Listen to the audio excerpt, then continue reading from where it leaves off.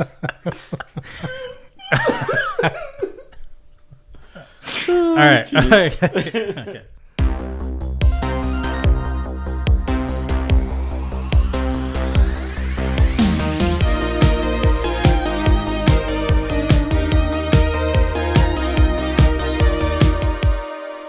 Welcome back to another episode of Enter the Nerdom. I'm here with Stan Morricini.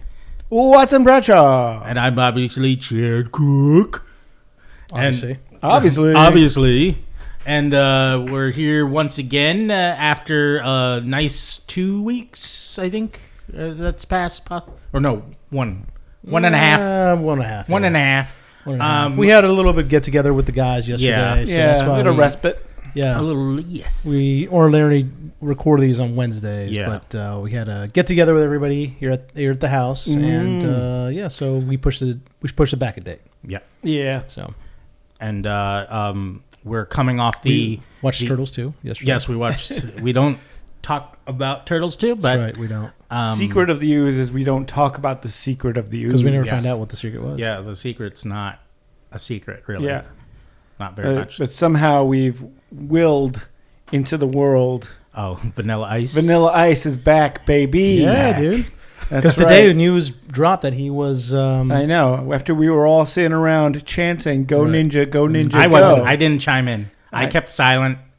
I made sure See? my motives The were... universe heard us. That's why he's back, because you didn't say it, dude. Oh, yeah. It's Because every single it's time... a reverse Beetlejuice. Exactly. That's what- Every single time somebody doesn't chant that, bad things happen. He gets another penny. No one told me that. Well, good luck, Chad. Good luck. But yeah, so they announced that they're gonna do a new version of the Ninja Rap. I guess. I mean, hopefully... I hope it's a dubstep Oh, because it's already out. You know, That'd be great. I mean, well, if anything... kids love a dubstep. I'd see Well, that. I would hope there's like a remix with other rappers in the song, and I hope there's more lyrics than Go Ninja, Go Ninja, Go. Maybe it's Post Malone does it. Oh, that'd be awesome. You know, yeah, get another white rapper. I could see him loving the Turtles. You know what? The only way I'm gonna love it if it's either done by Eminem or if they bring like an 80s rap group like You know Run what? DMC or like Eminem did do a song for Venom. do It's do a Turtles. Sony product. true. You know, Yeah. when he's on their card, I think you might be right on something. No, There I we think go. I like it. And then he'll make it smarter. He'll make it more just better. Just better. Better than Vanilla Ice, I don't But think he so. better not like show up like they better not crash in through a wall and then they're in the club that he's performing in and then he I automatically hope knows. that's exactly how it happens. Oh God. I want it to be scene for scene, like exactly. I want to see Yeah. the dance again, too. I mean, already this movie's got like a -2 points. -2 points. I don't think so. I'm going in I -2 think it's already. one of our greatest movies ever made. Well, we'll find out next week. Yeah, we will. Yeah, we Comes will. out real quick. I'll be Yeah, seeing that's it. right. And if you're gonna be in my theater, just listen for my big size that I'm gonna be given. You don't think it's going to be good? I mean, it probably will be decent. Yeah. But I'm holding it to a standard of previous stuff that I've seen or read. Well, the bar was dropped real low with the Michael Bay Turtle Yes. movies, So I that's think easy it's to beat. already going to be better than Yes. those. Well, true. No competition there. Yeah.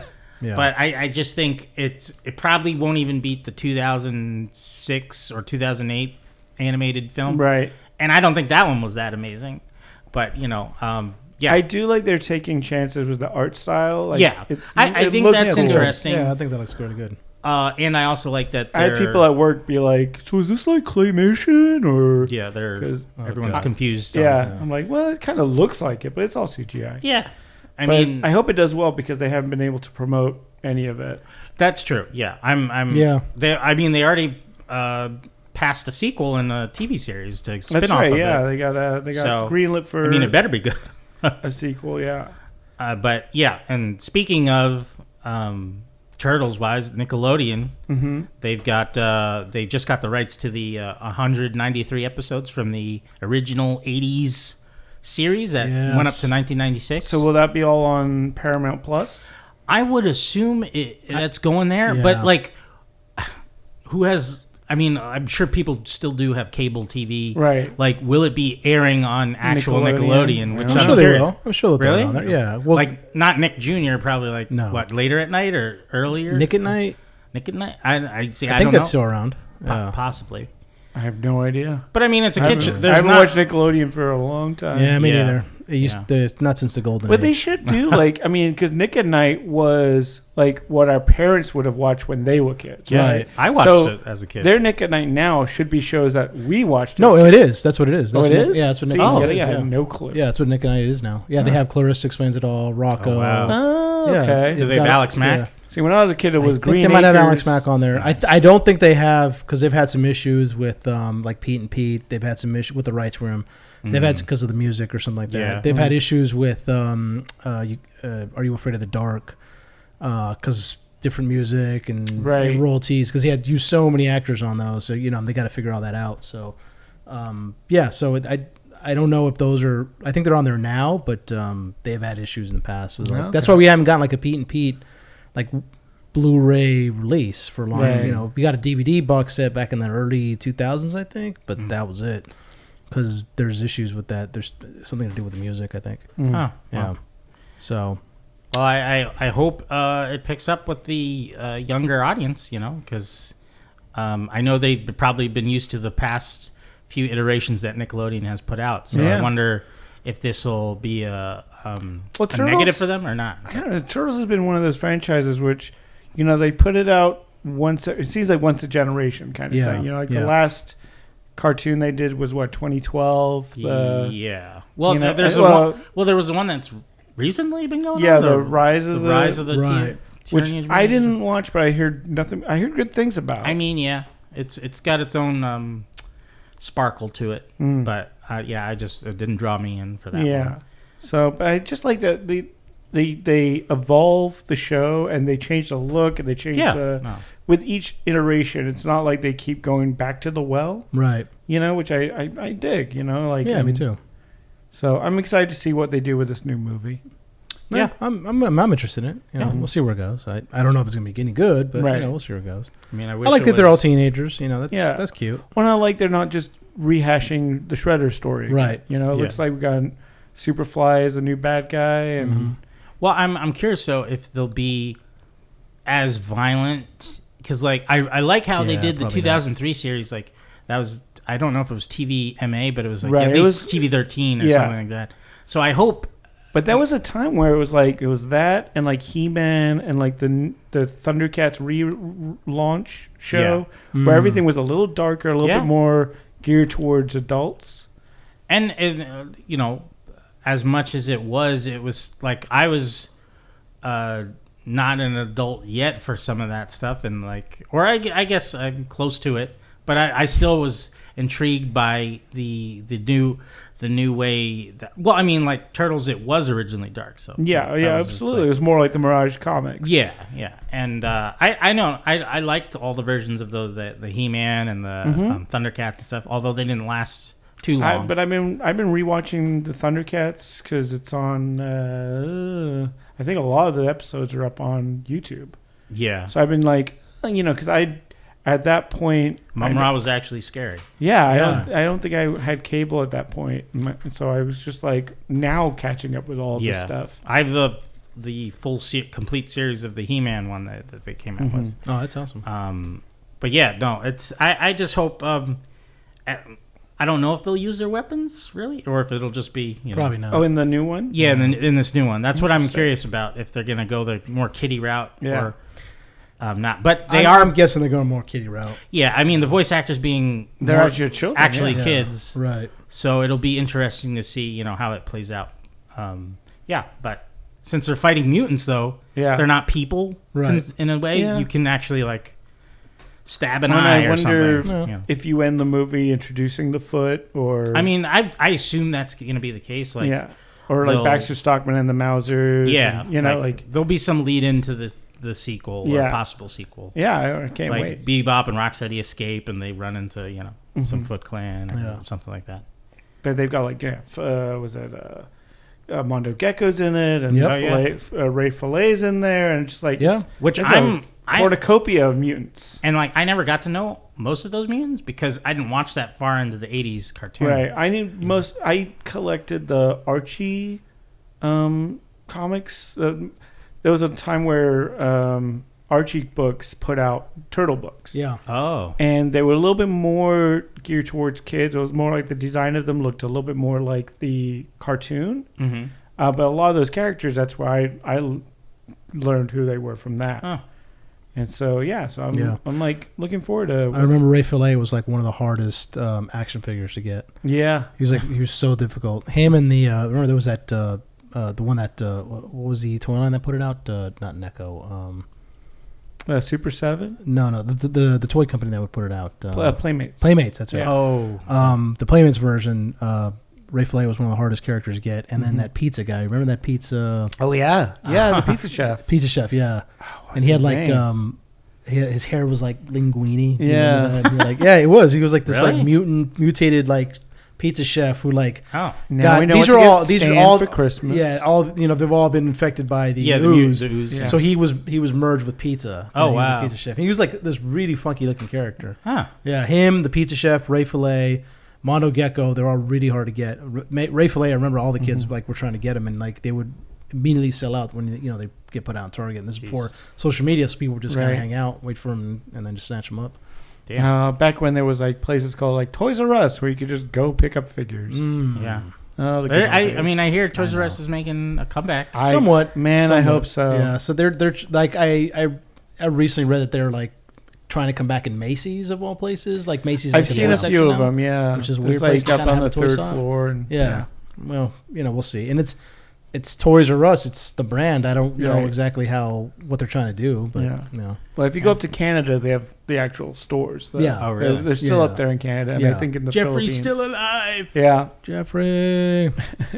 Guys, we saw a couple movies this weekend. Yes. Yeah, I don't know what movies What, you may be what was out? I don't. Speaking of toys, there was some kind of toy line that made a movie. Mm-hmm. What was it called? Something with a Z, I think. Z? Yeah. No. Barbie. That's right. Yes. Yeah. We went to go see Barbie. Mm-hmm. I really had no interest in watching. Here we go. I really had no interest in watching this movie because I am not interested in Barbies. I never have been. I didn't play with them as a kid. I always knew what they were, but you didn't explore. I didn't explore. You didn't explore I like G.I. Joes. I was a stereotypical little boy. How terrible. They like G.I. Joes and running around, and Barbies were like, yeah, okay, it's not really my thing. So I didn't really have an interest. I went because my girlfriend wanted to go see it, so I was like, okay. And then a group of our friends were going, so we went. There was some thoughts on it. Watson, you went. Watson and I saw it together. Yeah. And then Chad, you went the next day or the day after. The day after. So saw it by myself. So what did you guys think about it? Well, I really liked the movie.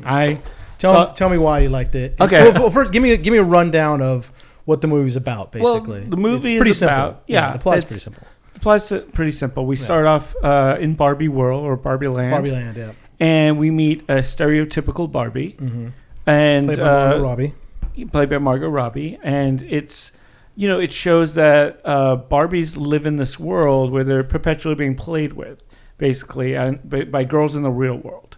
And in doing so, you see Barbies, they live in their dream houses and they live this kind of not a mundane existence, but every day is kind of just this perfect day for them. Right. Where they come down, they say hi to everyone, they live in the beach. Malibu playhouses with no walls. I do love they don't go down the stairs because that's not what you do with dolls. Right. You just pick them up and put them in the car. She literally floats down to the next floor. She goes take a shower, there's no water. No water. She goes to eat, she doesn't actually eat. Right, exactly.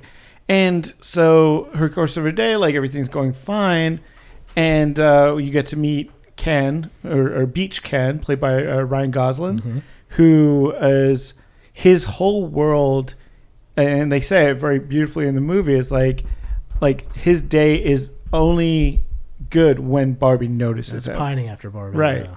And some days, that just means some days she doesn't notice him, and then some days she sees and says hi Ken, and then it's you just see him oh, like my day is made, Yeah. right? And it's not just him; it's all the Kens saying, It's all "Hi, the Barbie." Kens. Yeah. Hey, Barbie. Exactly. Hi, Barbie. You know, yeah. Exactly, because Ken is Barbie's accessory, Right. right?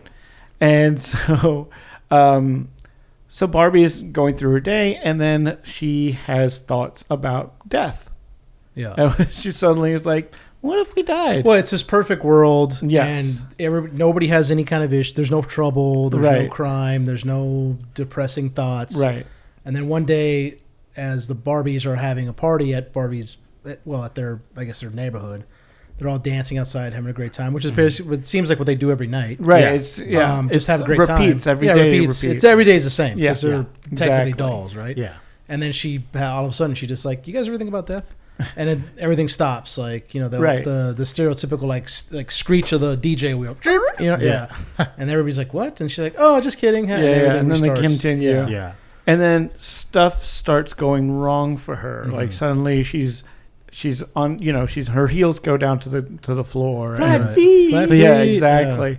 And just little things are off, and they realize, oh, you got to go see Weird Barbie, who Right. was played with too roughly.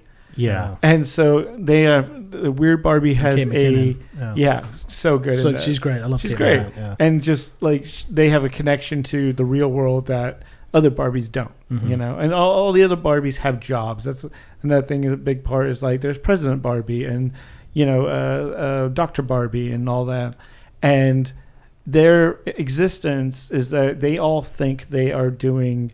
They're inspirational to girls of the world. Like they have the idea that the real world is a perfect place because they exist. Right. Yeah. So they're like, we've inspired young women, and we're doing such a great job. The world out there must be perfect. And so they go see Weird Barbie, and Weird Barbie's like, well, there's something wrong with your human. The person that plays with you is having something going on, and it's affecting you, which is Right. affecting our world. There's some like impure thoughts almost. It caused the world to break down. Mm-hmm. So Barbie has to go to the real world, and and in doing so, also Ken, who is pining over Barbie, who wants her to notice him. That's all he's ever wanted.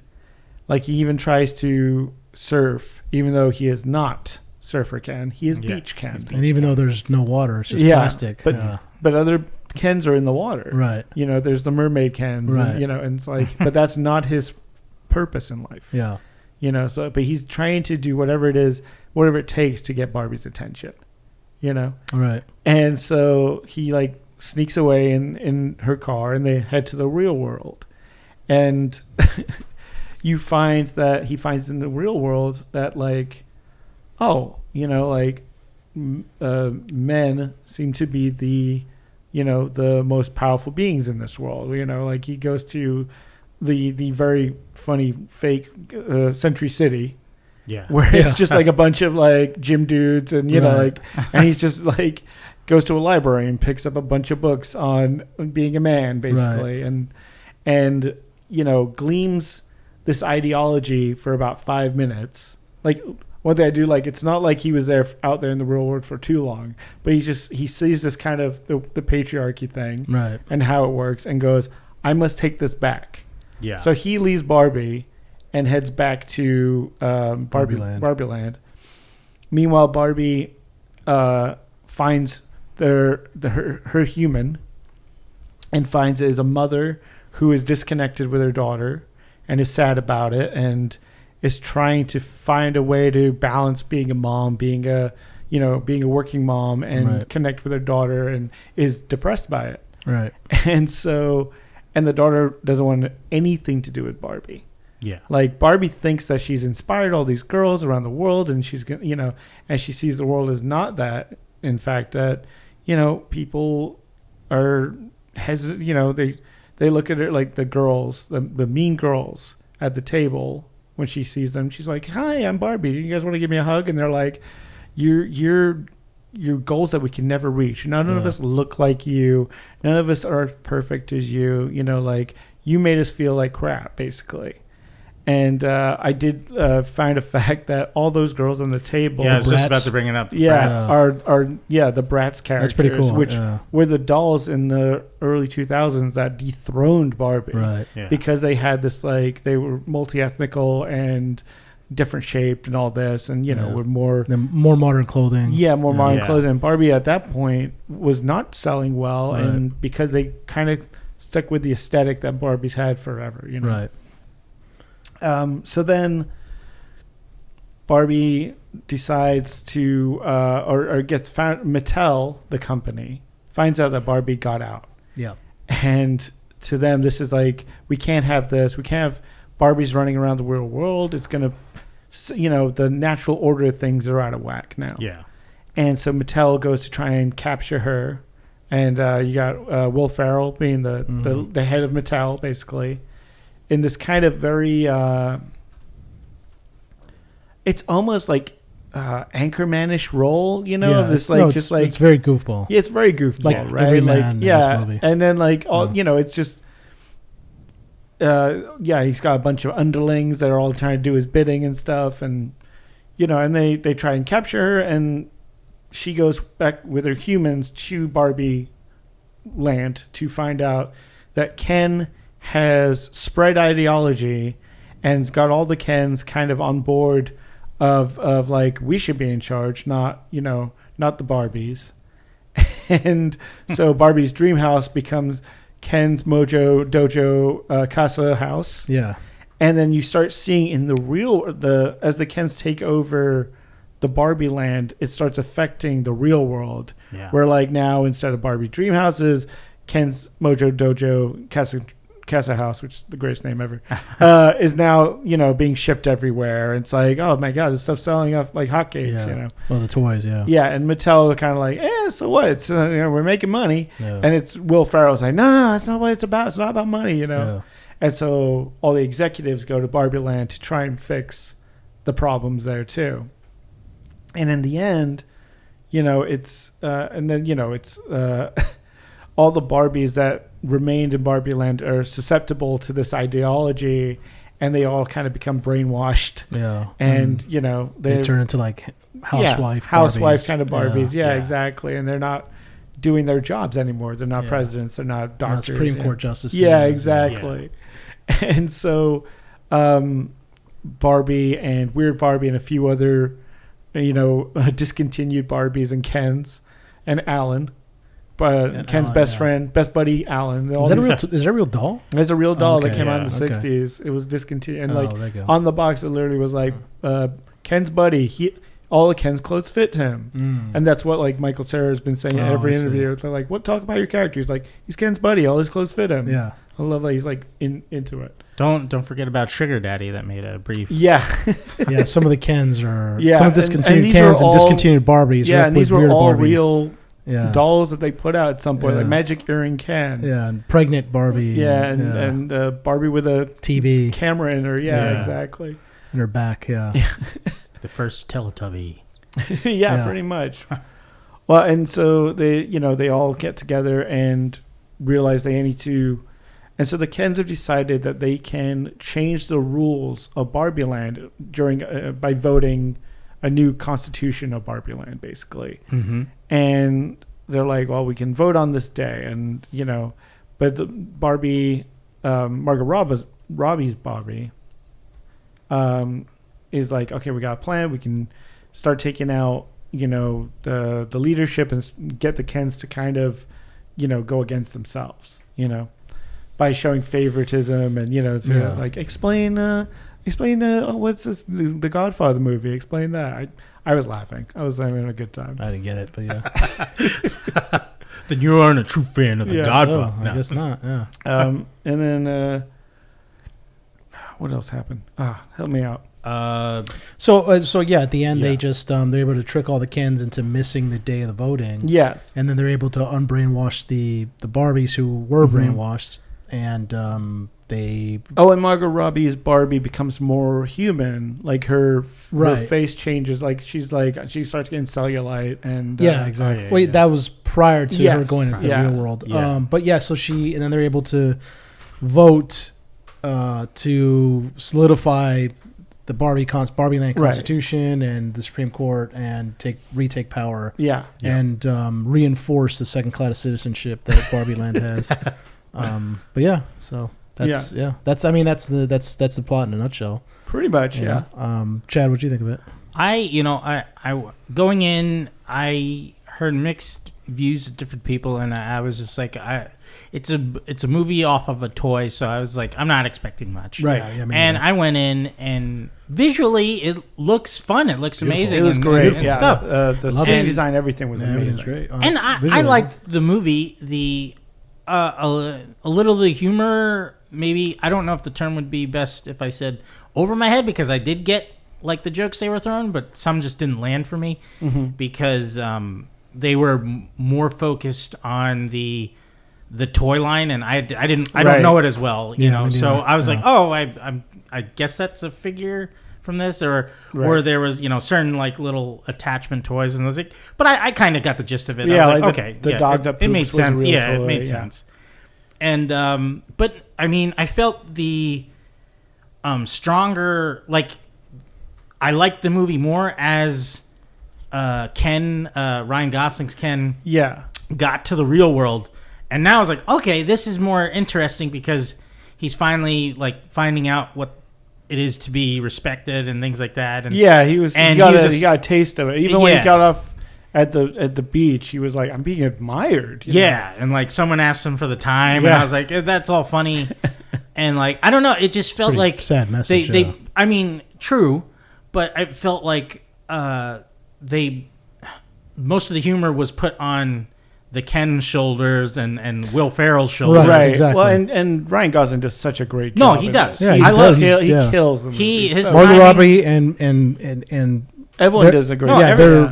Everyone is great. Ryan Gosling they're both amazing. But you could tell Margot Robbie's part of the story was a little bit more, there was more serious undertones. No, for sure. There wasn't too many jokes on her part. And her jokes did go, you know, land, and because in the theater people were laughing and stuff. With not that I, you know, like I was like, but I didn't laugh out loud. I was like, oh, that's funny, you know, type of thing.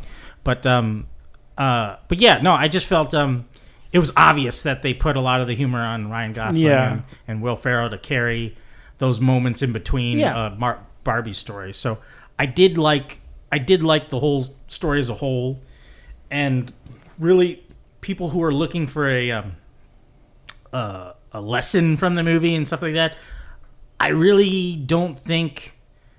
I mean, obviously they had an ideology they were putting out at the end about, you know, how hard it is for moms and stuff like that, and I do get and agree with, but like, I don't know, the movie, the tone of the movie didn't exactly meet with that for me. Like, I don't know. So? I mean, it was like there were. I mean, like, it focused more on the Barbie and not like the mom, really. You know, with her and her daughter. Yeah, like you didn't feel. I mean, no, enough. they did get. I think they should have got more screen time for their relationship. I get you. Yeah. But it focused more on Barbie, you know, and her kind of like story arc, which is cool. But it seemed like they wanted the message with the mom to get out, you know, out front. Yeah, and you kind of see them, like, her and the daughter both, you know, by the end, they work together to figure out the world and everything. They did get closer. Yeah, but I do agree that it could have had a little bit more time on that. Yeah. But I mean, it's a quick-paced movie. No, it is. You know, I think it's 2 hours, 10 minutes, something like that. Like, it's around there, yeah. It's not, you know, they didn't go along with it, and they it's a fast-paced, like, that's when they went to the real world. Yeah. I thought we would spend a lot more time in the real world. Yeah. I thought, Barbie and Ken are just going to be, you know, walking around and figuring out the city and stuff like that. And it was like, no, they were there for like an afternoon. 5 minutes. Like, then they're right back, and I was like, oh, wow, okay. I mean, the emotional moments, there were like the few that hit with, you know, Ryan Gosling's Ken and Barbie at their talk at the end. You know, I was like, okay, that worked. I like that they didn't try to make him a couple at the end. No, they were like, it was about Ken fine. trying to find out who Ken was. Yeah, like his whole thing was like, it's Barbie and Ken, and her being like, but it should be Barbie and Ken. Like, you need to figure out who you are without me. Which is a second-class citizenship. Yep. It's not second-class citizenship. Okay. The I haven't given my thoughts yet. But Yeah. No, I know. We're waiting. We're getting get to it. But I liked it as a whole. It was better than I thought it was going to be. Mm-hmm. I probably won't watch it again only because like it didn't do enough that was like, Right. oh, I need to see these gags again. You know. Yeah, but I thought everyone did a good job. Very visually. I think. Well, and to be fair, this movie is not aimed at us. No. It's like, But also, I wouldn't say it's a kids movie either. no, I don't think it's definitely a not kid's movie. It's definitely not a kid's Which movie. Yeah. was a bit of a shocker in that sense, Right. because it's like, all right, you would think, I think you could definitely take a girl like, I don't know. entering junior high age. Yeah, I can know? see. But like, is Barbie that popular anymore? Like, No, that's the thing. and I don't even think it's Barbie's that popular not. with that age group that No. you just said. Yeah. So- So I would say This was definitely aimed at older women for sure, who grew up with Barbie. yeah, Yeah. and that's You know? why I thought the mother's story should have been a little bit more Right. pushed Right. to the forefront there. But I would say, like, it's funny that they aimed this story at an older group, and like Disney didn't try that for Indiana Jones or some of the other properties they have right, that yeah. are for the older, No, the marketing campaign Market. on this was so good. yeah, no, it Because they didn't market it as what we eventually saw. We thought it Yeah. was just going to, like you said, just a like just the a Fun fun romp, yeah. Yeah. the joke with the 2001 Space Odyssey. No kid was laughing in that theater. That I was there. laughing No, like yeah, a madman. But we because we got it. Yeah, Yeah. we got it. We all So, seen that movie. Yeah. Yeah. That's why it was just like, wow. I wonder why they chose this and not something that would make Right. the kids laugh. Because I think maybe one or two, because just seeing the doll smack Yeah. something, made them laugh. But other than that, yeah, it's like, no kid knows what a Kubrick yeah, reference is. no, But you know what? I saw that reference in Animaniacs. yeah, They made reference to that in kids shows when we were kids. I think that That kids, is true. I think that kids shows when we were growing up respected their audience a lot more. So, in a sense, I think we kind of understood it a little bit more. And They and thought we that weren't- 8-year-olds were watching Kubrick movies. Well, I mean, it didn't matter though. It didn't matter if we No, knew, if it didn't matter if we knew if we got the reference or not. They just they'll eventually get it, or they'll just think it's funny just watching right. it. Well, and I I think- feel like that's the same with this. Like, Probably, some kid's yeah. gonna watch it and be like, "Oh, Yeah. she's smashing a doll." well, then they're yeah, gonna and go to college and be like, Oh, I get it. Yeah, exactly. but I don't think it's just for that, but it's also for the parent that's with the kid, so Oh, they yeah. have something. No, to absolutely. laugh There was at. a lot of it was kind of like the Simpsons episodes when we were kids, where it's like there was a lot of stuff that when you watch Simpsons as a kid went right over your head. Yeah, no, definitely. And then this was like, and then And later then on you watch later it, on, and you're like, oh, that's what that is. yeah, why am I? Yeah. Why do I? Feel like I'm more Homer now than. Yeah. Why did it take me so long? All those SNL skits, I didn't get that OJ was a murderer. Why are they making him? Because he's on Naked Gun. How is he a bat? Yeah. And then I'm like, oh, okay. He's not a murderer. He was proven innocent Okay. officially. So Yes. if we're But, He was just a there's a lot kid- of questions Yeah. about that. He was now. just a kidnapper. Yeah, exactly. if we're in Vegas and we run him, you're gonna ask for a picture Nope. with the juice. Nope. I'm gonna stay as far away from him as possible Be like, hey man, dap him up. because he probably did it. He did. Probably. Yeah. He did. Allegedly. Allegedly. Allegedly. Yeah, that's why I said probably. Yeah. Not according to the courts, but He wrote a book saying, "If I did If do I did, it, yeah. this was how I Yeah. would have done it." yeah. And Oh, so- not just the book that said if I did it. It was the words were in bold white. I did it, and then the if I were in black, that you could barely see him. Yeah, I think the publisher added a little finesse. Yeah, Yeah. So yeah, and there's also a video of him after the trial, stabbing a lawyer. I mean, a reporter. Yeah. Oh yeah, that is. So as she opens the door, he goes like, "Heek, heek, heek," and he's doing the stabbing motion. This is That after the guy. trial, and you're like, That's the Guy, that's the what are you comedy that gets him into doing? Naked Gun right there. Hey, you "Holy know. shit!" That juice, he's got it. Yeah. Sure. Nothing like a fresh cup of OJ in the morning. But, Didn't know that's where this conversation Yeah. was going, but Yeah, hey, right. Hey, you we're know. we're talking about the '90s. hey. Yeah. Anything else on Barbie? No, I just, it was good. It was, yeah, I thought All I right. loved the dance sequence with all the Kens Oh, was yeah. great. The war That was fun. The with the war- Kens yeah, was the great. war. I mean, they were like, trying to shoot each other with like what was it, like volleyballs, and because they didn't have weapons, but somehow someone got shot. Oh like yeah, one of the executives getting shot in the shoulder. Yeah. He's like, how? Yeah. I will say in a sense, as I was watching the war between the kids happen, I was like, this is sort of mirroring the real United States of us, like kind of like being causing each other. pitting the classes against each other, and then while they're doing that, they're passing whatever laws to. Yeah, I mean that's what I'm saying. I love. So Greta Gerwig as a filmmaker, she does have. I mean, I don't know if you guys saw her Little Women movie. No, I still got to. I need really to see that. I saw it. It was really good. Yeah, and like for like both those movies. Could you go like like what she's gonna do with Little Women? It's been done a million times. Yeah. She had a really good take on it. Yeah, and I said with this, I think she had a really good take on like because you could make just a bland Barbie movie. True. I mean they've been trying to do it for years. I think in the 90s, like maybe Nicole Kidman was involved. Can I say what if I made a Barbie movie? I would have made it stop motion with the actual Barbies, and then just was almost same. Nothing is stopping you from doing it. In the same vein as like Matt Stone, Trey Parker with the like Team America, but I'd use Barbies instead, and kind of make it just very silly and fun like that. Yeah. But I mean, obviously, I would have no lesson to be learned. It's just for fun. It's make believe, whatever like that. But I think I would have went in that direction. But good for them that they like who would have thought? It's like, oh, okay. I love the. So here's my thing. Like all the movies we've talked about this summer and we've talked about and reviewed, a lot of them have gone in one ear out the other. There's been a lot of stuff. I'm like, I can't even like we talked about Mission Impossible. If you ask me about the plot points now, I'd be like, I don't know, AI. Like it's this actually stuck with me, and I was like surprised by a major motion picture.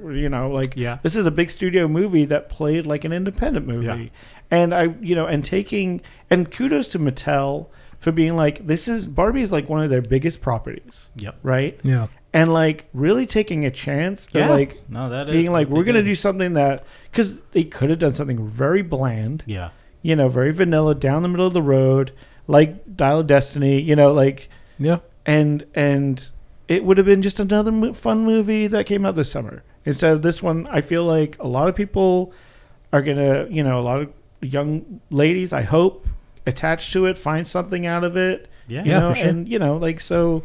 In the end, Barbie does inspire. Yeah, absolutely. Sure does. What do you guys stand for? What? So I thought you might have something to say. I think we're done. I think we're done talking about it. Right? So let's. We kind of summed Oppenheimer. it all up. Yeah, Oppenheimer. Let's talk about. Oppenheimer's great. Look, I'm gonna give myself. I got my stopwatch out. I'm gonna give myself less than 10 minutes here. So if anybody doesn't want to hear this, you can just skip it. It's not gonna be anything terrible. Look, first of all, let me just put this out here, okay? Disclaimer.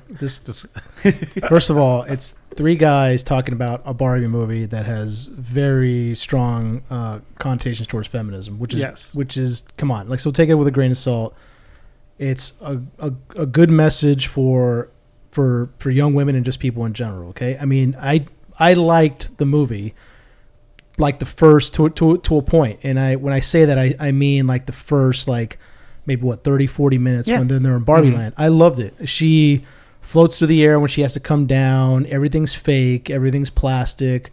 There's no real kind of like connections between. I love how the ambulance opened out. Like the set design stuff was amazing. Everything's great. The color's great. Yeah. I was actually enjoying myself the first half of the movie before they go into the real world, because it's it's just what they did with that is what I thought they were going to do, which is everything's plastic, everything's fake. Even the connections they kind of have between each other are fake because they're friends, but they're like, hey, Barbie, hey, Barbie, really, hey, Barbie.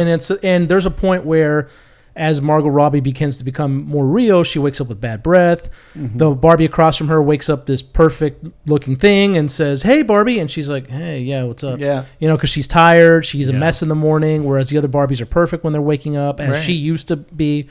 She goes to, take a shower and we don't see any water, but it comes down cold, which is, it's always been the perfect temperature. The plastic food that she doesn't eat comes out burnt. So there's something going on. But so there's I was loving all that. I was like, I love that she drives around in a 56 Corvette, which is like it's a beautiful pink Corvette, but she drives 10 miles an hour. You know, go ahead. Sorry, no, I won't. I won't step on your note. Keep going. All her outfits are perfect. Everything's perfect, right? Yeah. Which is why she begins to kind of question things, and I love that. I was like, this is exactly why what she's doing. She's questioning things is what I was hoping was going to happen. And the visual of Ken trying to jump in the water and it's plastic and he goes bouncing off that thing, and even the Kens are everything's fake, which I loved. Yeah. And everything isn't real because they're technically living dolls. Yeah. And I was like, oh, great. So I was like, this. I thought this is exactly where they're going to go. And then that's how the movie marketed itself as is feel good, fun comedy of just like a fish out of water story. Yeah. That's what I thought we were going to get. A la Elf, speaking of Will Ferrell. Yeah, yeah. That's what I thought we were going to get. And Elf is, to this day, remembers one of the greatest comedies because of how insanely ridiculous it is for a grown man to have been raised by elves who goes into the real world thinking he's an elf. Right? Yeah. It's ridiculous, you know? Yeah. So, and it's funny, and it's still great comedy. And you can name a million other comedies that are like that. And a million other sitcoms that hit, that work. The Hard Rock from the Sun is a great example of that. A great sitcom that worked like that. Even the first Thor movie is that the first Thor movie, perfect example, right? So, anyhow, then we have to go into the real world, and I was like, okay, here we go. This is going to be, because it's ridiculous how they have to get there. They have to go through like the desert and in a snowboard and on a rocket ship, and they're changing. And I was like, it's great. I love this, and how completely daft Ryan Gosling Ken's is so great, and how he's pining over Barbie. And of course, he's an accessory of Barbie. That's great. That's what I wanted to see. So then we go into the real world, and it's like, first of all, they're only there for like 5 minutes before they go to Barbie Land. And it's like the second they get into the real world, it's like the worst aspects of our civilization. Yeah. The worst aspects, which is like they're rollerblading through Venice Beach, and like every single person on there is either laughing at them or catcalling Barbie, and one guy at some point sexually assaults her, which is like, what the fuck, you know, like, holy shit, like, what are this? And she turns around, punches him, and someone gets arrested, which that's not the way it works. She would be completely justified in knocking his ass out. Yeah. Right? Yeah. And the cops would be like, well, you're under arrest for sexually assaulting somebody. You know, they would arrest the guy. So, and what I was hoping would happen is that we would get, just imagine some of the things that happen in Barbie Land happening in the real world, because Ken and Barbie don't know what's going on. They're human now, technically, while they're in the real world. Yeah. But they don't realize that. And even if they do, how can they learn to drink? Because they've never drunk before. Right. I did like how that. Can they don't know how to eat. Yeah. What is that? You know? So imagine them going into the real world. And what I was hoping we'd see is, we kind of saw it to a little bit, but not too much, is imagine Barbie like, what's going on in my stomach? Like, what is happening? Why does my stomach hurt? What is this pain that I feel all of a sudden? Well, it's called hunger, Barbie. Oh, okay. Oh, I get to eat real food? And she takes a cupcake and just smashes it in her face because she doesn't know how to eat. She's never chewed before, right? I mean, you could have gotten a million different gags from that. You know, you could have had her trying to drink, and we saw that she just like, she didn't know how to drink, so just throws the water in her face.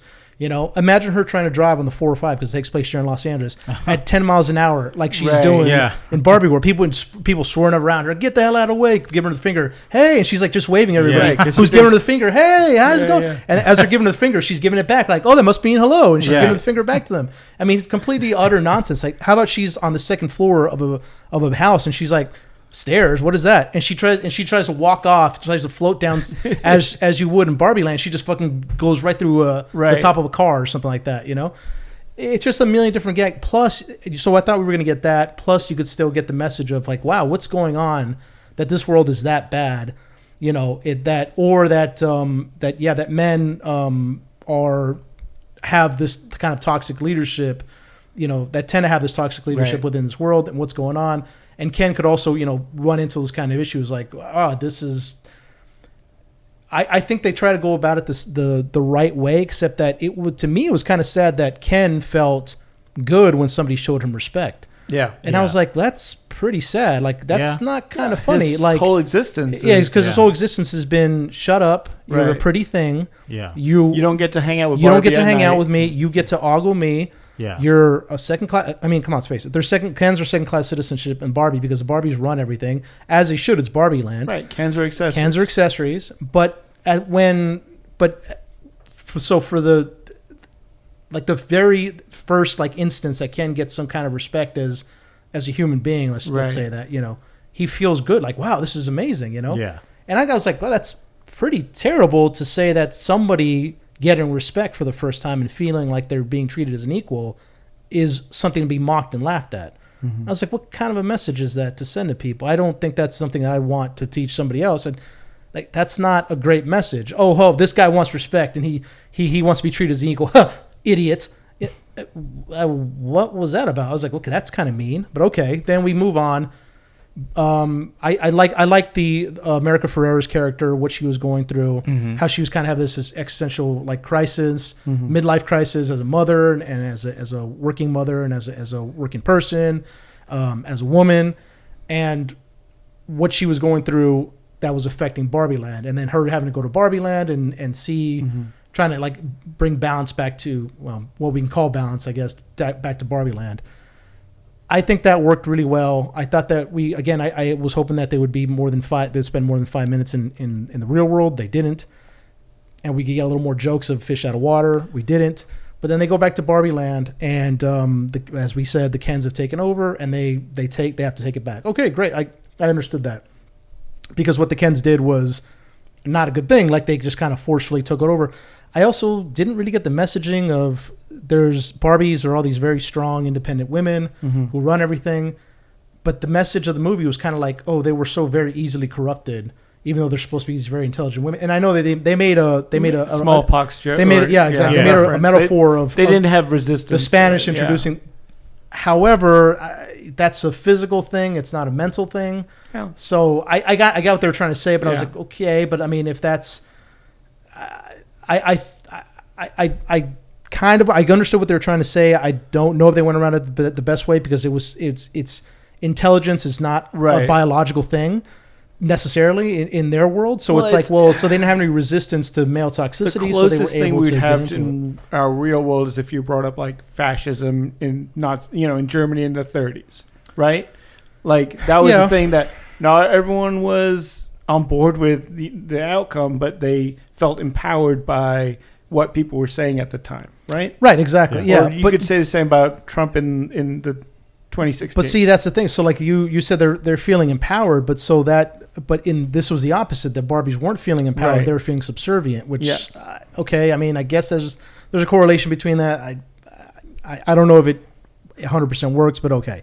But let's just they were able to take back Barbie Land, and at the end, the Kens, who of course are complete idiots, they're very easily fooled into attacking each other and then giving the balance of power, the reins of power back to Barbie, and they are now, the Barbies are at the end of the movie, the Barbies are back in power, and there was another kind of a sad moment where the Kens were like, let's just put it out there, the Kens can't vote in this society, they have no say in this society.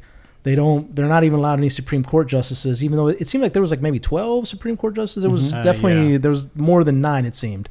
I might have been off, but it seemed like, regardless, there's between 9 and 12, at least if there is 9. It's all Barbie. All the Supreme Court is Barbies. All the judges are Barbies. All the reins of power, the Constitution is set up around Barbies. All right, it's Barbie Land, I get it. But like the Kens at one point, so when they do rise up, you kind of like, part of me was like, I kind of get why they're rising up. Like, this is not a society that is very equal to them. No, it's not an equal thing.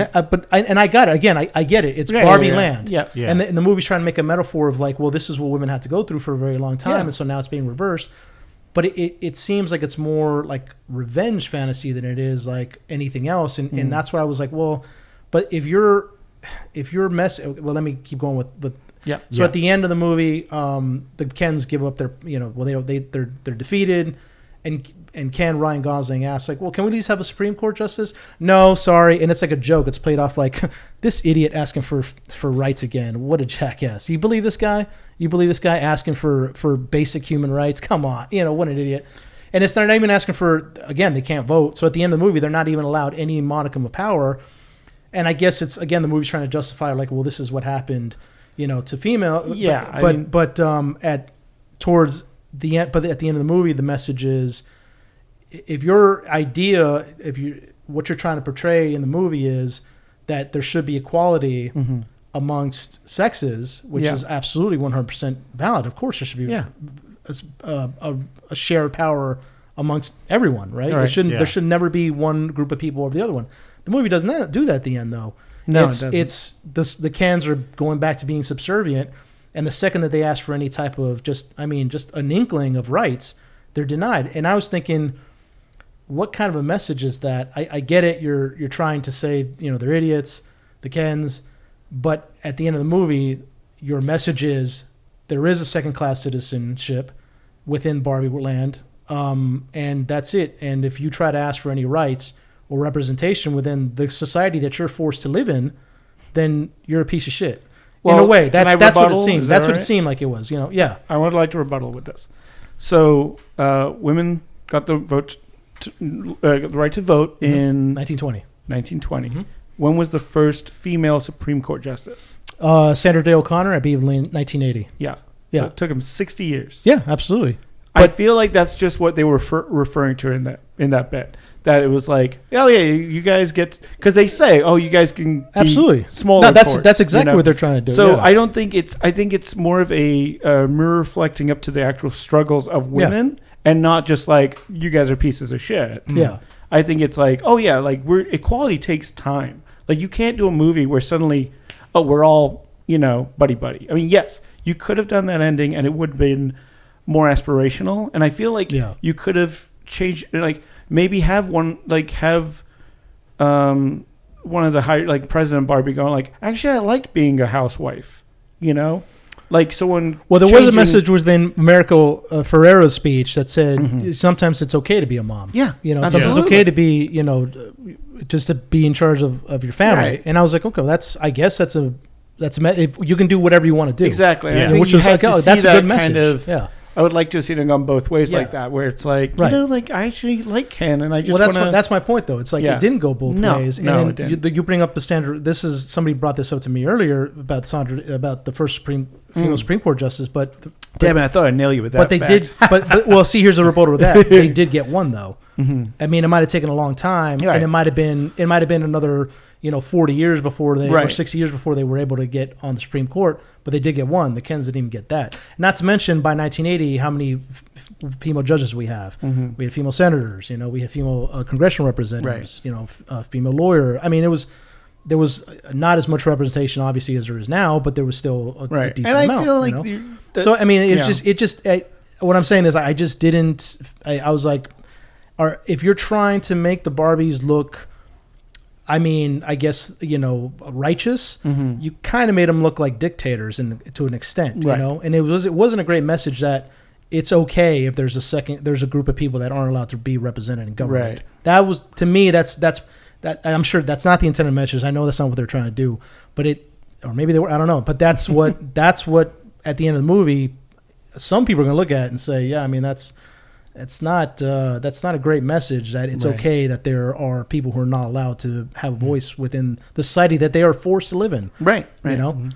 And at the end of the movie, that's the second to last scene, the second to last major scene, and Barbie meets with which I love how they Rita Perlman played the Barbie's creator. That was I love that part. Beautiful. Because she runs into her in the Mattel building. Yeah. And then she sees her again and she gives her a choice. She gives Margot Robbie's Barbie a choice. Do you want to stay in the real world or do you want to go back to Barbie land? Right. And she has a choice where it's like she has seen what the real world is. She has experienced these emotions. It's very hard for her to go back to this plastic land, literally this plastic land that she lives in. Mm-hmm. And now she makes a choice. And I was thinking like I love that scene. It was so beautiful. And I was like, that's great because like it was very like giving that minute where she gets to like feel what real life is like. It was very emotional. It was very heartfelt. But how much more powerful would have been if she actually experienced in the real world. She had more experience in the real world than we actually saw. Mm-hmm. She was in the park for about 2 minutes, right? And she saw, a couple. She saw friends. She saw a couple, and then she sees an elderly woman. Says, "You're beautiful," and I thought that was a great scene. That was a great scene that Warner Brothers wanted to take out. Really? And and Greta Gerwig really pushed for it because it's like, no, that was a great choice. Like, she's never seen an elderly person. Exactly, she's and never I love seen that anyone part. with faults. I love that part. Yeah, I love that part. So imagine her experiencing like those were very. very superficial relationships because Right. she just glanced at him. You Yeah. know, she Yeah. she Yeah. saw the old woman in the park and she was like, "Oh, you're beautiful. She should've Thank had you." more than a Exactly. So moment. imagine if she actually had more experiences with people who weren't these horrible human beings that she ran into at Venice. Like Yeah. this world is worth staying in. The Barbie land to me at the end was not worth staying in. Right. Why would you go back to that? And especially if you're a Ken, or if you're just a person that's like, I'm not okay with us having second class citizens. But the world that Barbie experienced, the real world that she experienced, to me, if I was Barbie, and I think I said this to you guys, I would have fucked right off back to Barbie land. Like that's a terrible world. The second we step in, we get harassed, we get yelled Well, at, we get here's- sexually assaulted, we get chased around, we get imprisoned. Like Yeah. she got arrested twice. Right. You know, and it's just like, why would you? At no point, aside from the very few moments that she saw in the park, did I feel the real world was worth staying in. And I wish that we had seen more connection between Right. her. Like, what if she had actually run into like really good people in the world that weren't just America Ferrera and her daughter? First of Right. all, her daughter. The second that she was introduced, I was like, "Wow, this girl's kind of an asshole." Like, what Right. was that? She made Barbie cry. Well, even she the called other classmates are like, she makes people cry. Yeah, she's she a bully. Like, yeah, well, like what was that? I was Yeah. like, I why? think- Why am I supposed to root for this character? She's terrible. Like I felt really bad for Margot Robbie at that instance. By the way, that school was my middle school that they found. Oh, really? Yeah, yeah. Well, I felt that part of your middle school. I the- hate that shit. the brief moments of terribleness that she ran into was their way of doing a moment like from Fifth Element where Yeah. Lilu's looking at the computer and she sees Well, war and I have a little bit of a Wow. theory. Lilo's different though, because she actually made human connections. she did. Yeah. But after seeing all that, she gave up on it until Yeah. love came into Right, the exactly, because she made human connections. Yeah. She was like, "This world is worth saving." Right. So my theory is when originally you see Weird Barbie, she Yeah. says that the disconnect affects Barbie world and the real world. Like it's a two-way thing. Yeah. So I feel like when they go to the real world, it's not our real world. Because like if you go to the Mattel building, they're not Yeah. going to be like jumping at you like jackrabbits, Yeah. right? No. I feel like it's a heightened version of the real world. I could see Because that. like, you know, you shouldn't be able to go to Century City and it's just men going like men, you know? Yeah.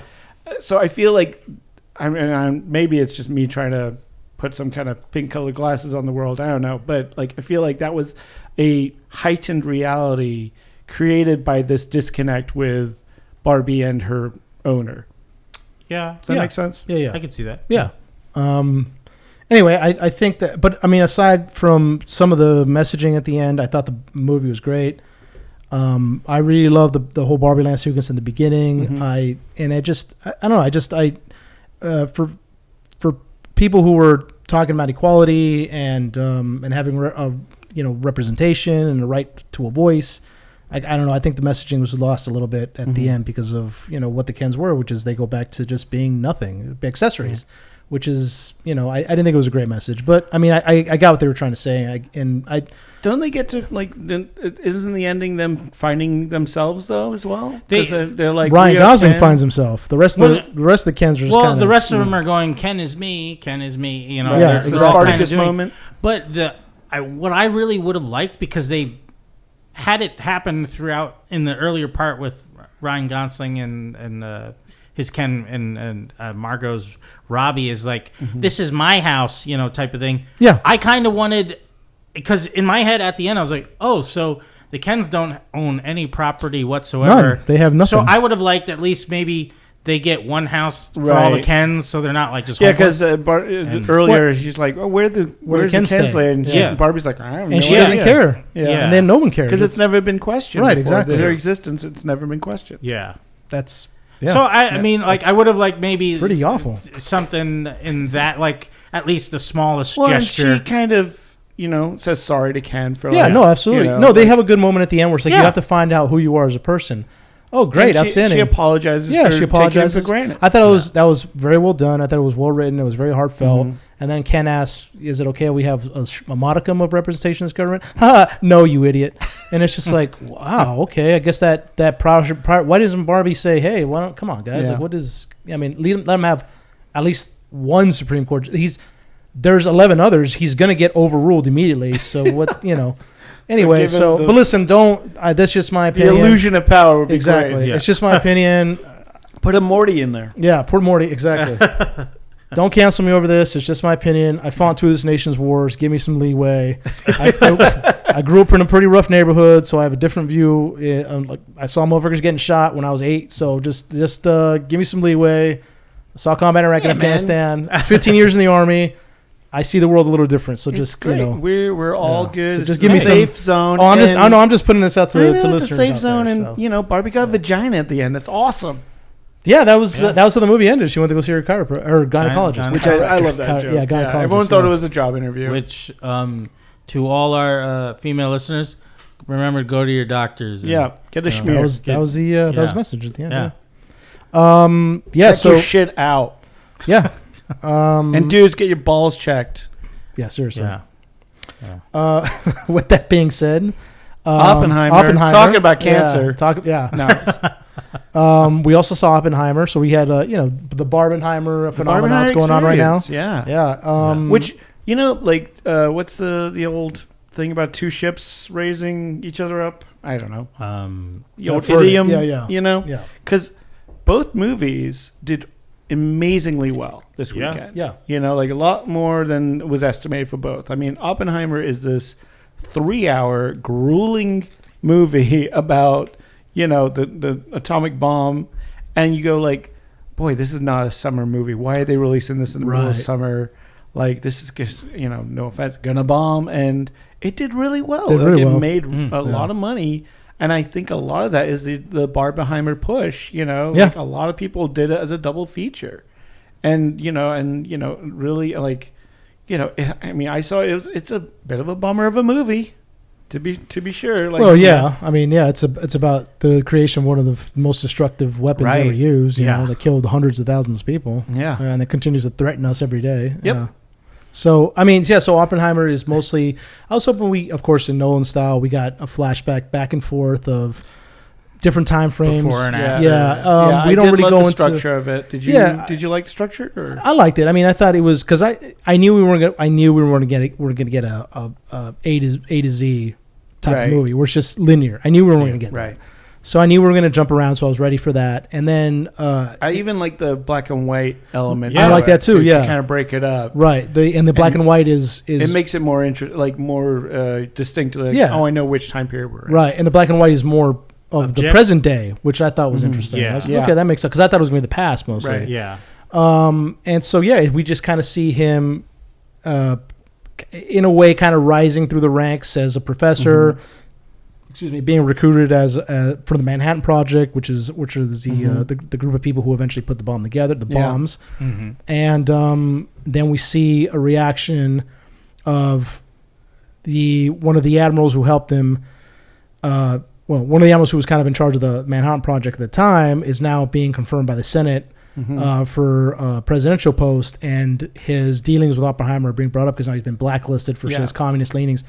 During the 1950s, of course, during the McCarthy era, which people who know about it was a big hunt for supposed communists within the government and the artistic community. And of course, it was mostly bullshit. And the few communists, quote, who were around there were just people who were just like, oh, yeah, I read the Communist Manifesto. Right. Yeah. He's got some good ideas, I guess. I don't know. I mean, that's a lot of people don't realize, like, socialism was a big thing in the 30s. Yeah. Right. As fascism was on the rise in Europe, a lot of people turn to socialism being like, well, these aren't bad ideas, like unionization. Like I'm in a union, and it's that's what socialism brings. It's for the workforce kind of thing. Yeah. And also wasn't it like also their way of, I forget if it was protesting, not joining or joining the World War II, like they. There was like some conversation. The Spanish War. It's the Spanish. The Spanish Civil War, which was a socialist leaning government was elected in Spain during the 1930s. Yeah, and the military, mostly the military, backed by Nazi Germany, overthrew it. And there was a fight for a couple of years between the Republicans, who were at this time were the people who were trying to set up a left-wing government, and the Nazi-backed fascists. Yeah. So that's a big thing in the movie, where Oppenheimer, also in real life as well, was a big, not only in the movie, but in the real life, was also a big supporter of the Republicans because, and as most intellectuals of the day were, as most left-leaning people were, because it was a coup d'etat of a right-wing government, but by a democratically elected government. So Pan's Labyrinth kind of deals with that. That took place during that time. Yeah, because I remember it being brought up where he is against the United States staying in neutrality against the Nazis because they are killing his people. Well, because he's also Jewish. Yes, he's seeing it that and being a man who has studied abroad. Yeah, at this point, America was not interested in getting into any other. They wanted to stay out of any kind of foreign war after World War One. Yeah. It was FDR. Who wanted to help out, and he did ship out, a lot of supplies, a lot of, Lend-Lease is what it was called. Yes. But he wanted to be more and more involved. Obviously, that didn't happen until Pearl Harbor. And, exactly, there's a whole mess of people who said, well, they knew it was going to happen, but they let it kind of happen. Yeah. So Oppenheimer, being a man who studied abroad, has studied with Germans and, and kind of sees the world in a different way than everyone else. He sees kind of like, he can make sense of things and bring in like quantum physics over to the States. Right, which is something that wasn't talked about in the States at the time, yeah. And so once the atom is split, like he realizes exactly what that means. Right. Yeah. Is the Nazis, he's like, they're going to build a bomb. That's the first thing anyone's going to do with this. Yeah.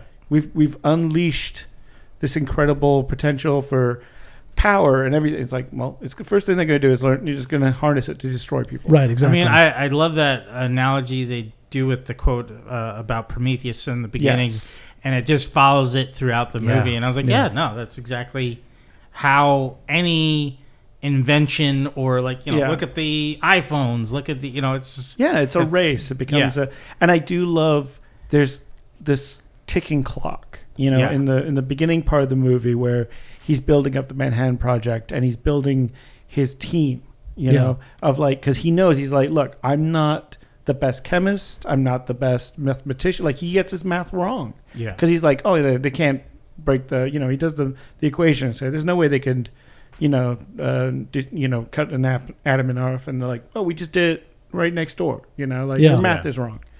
But he's like, I know how to get the best men.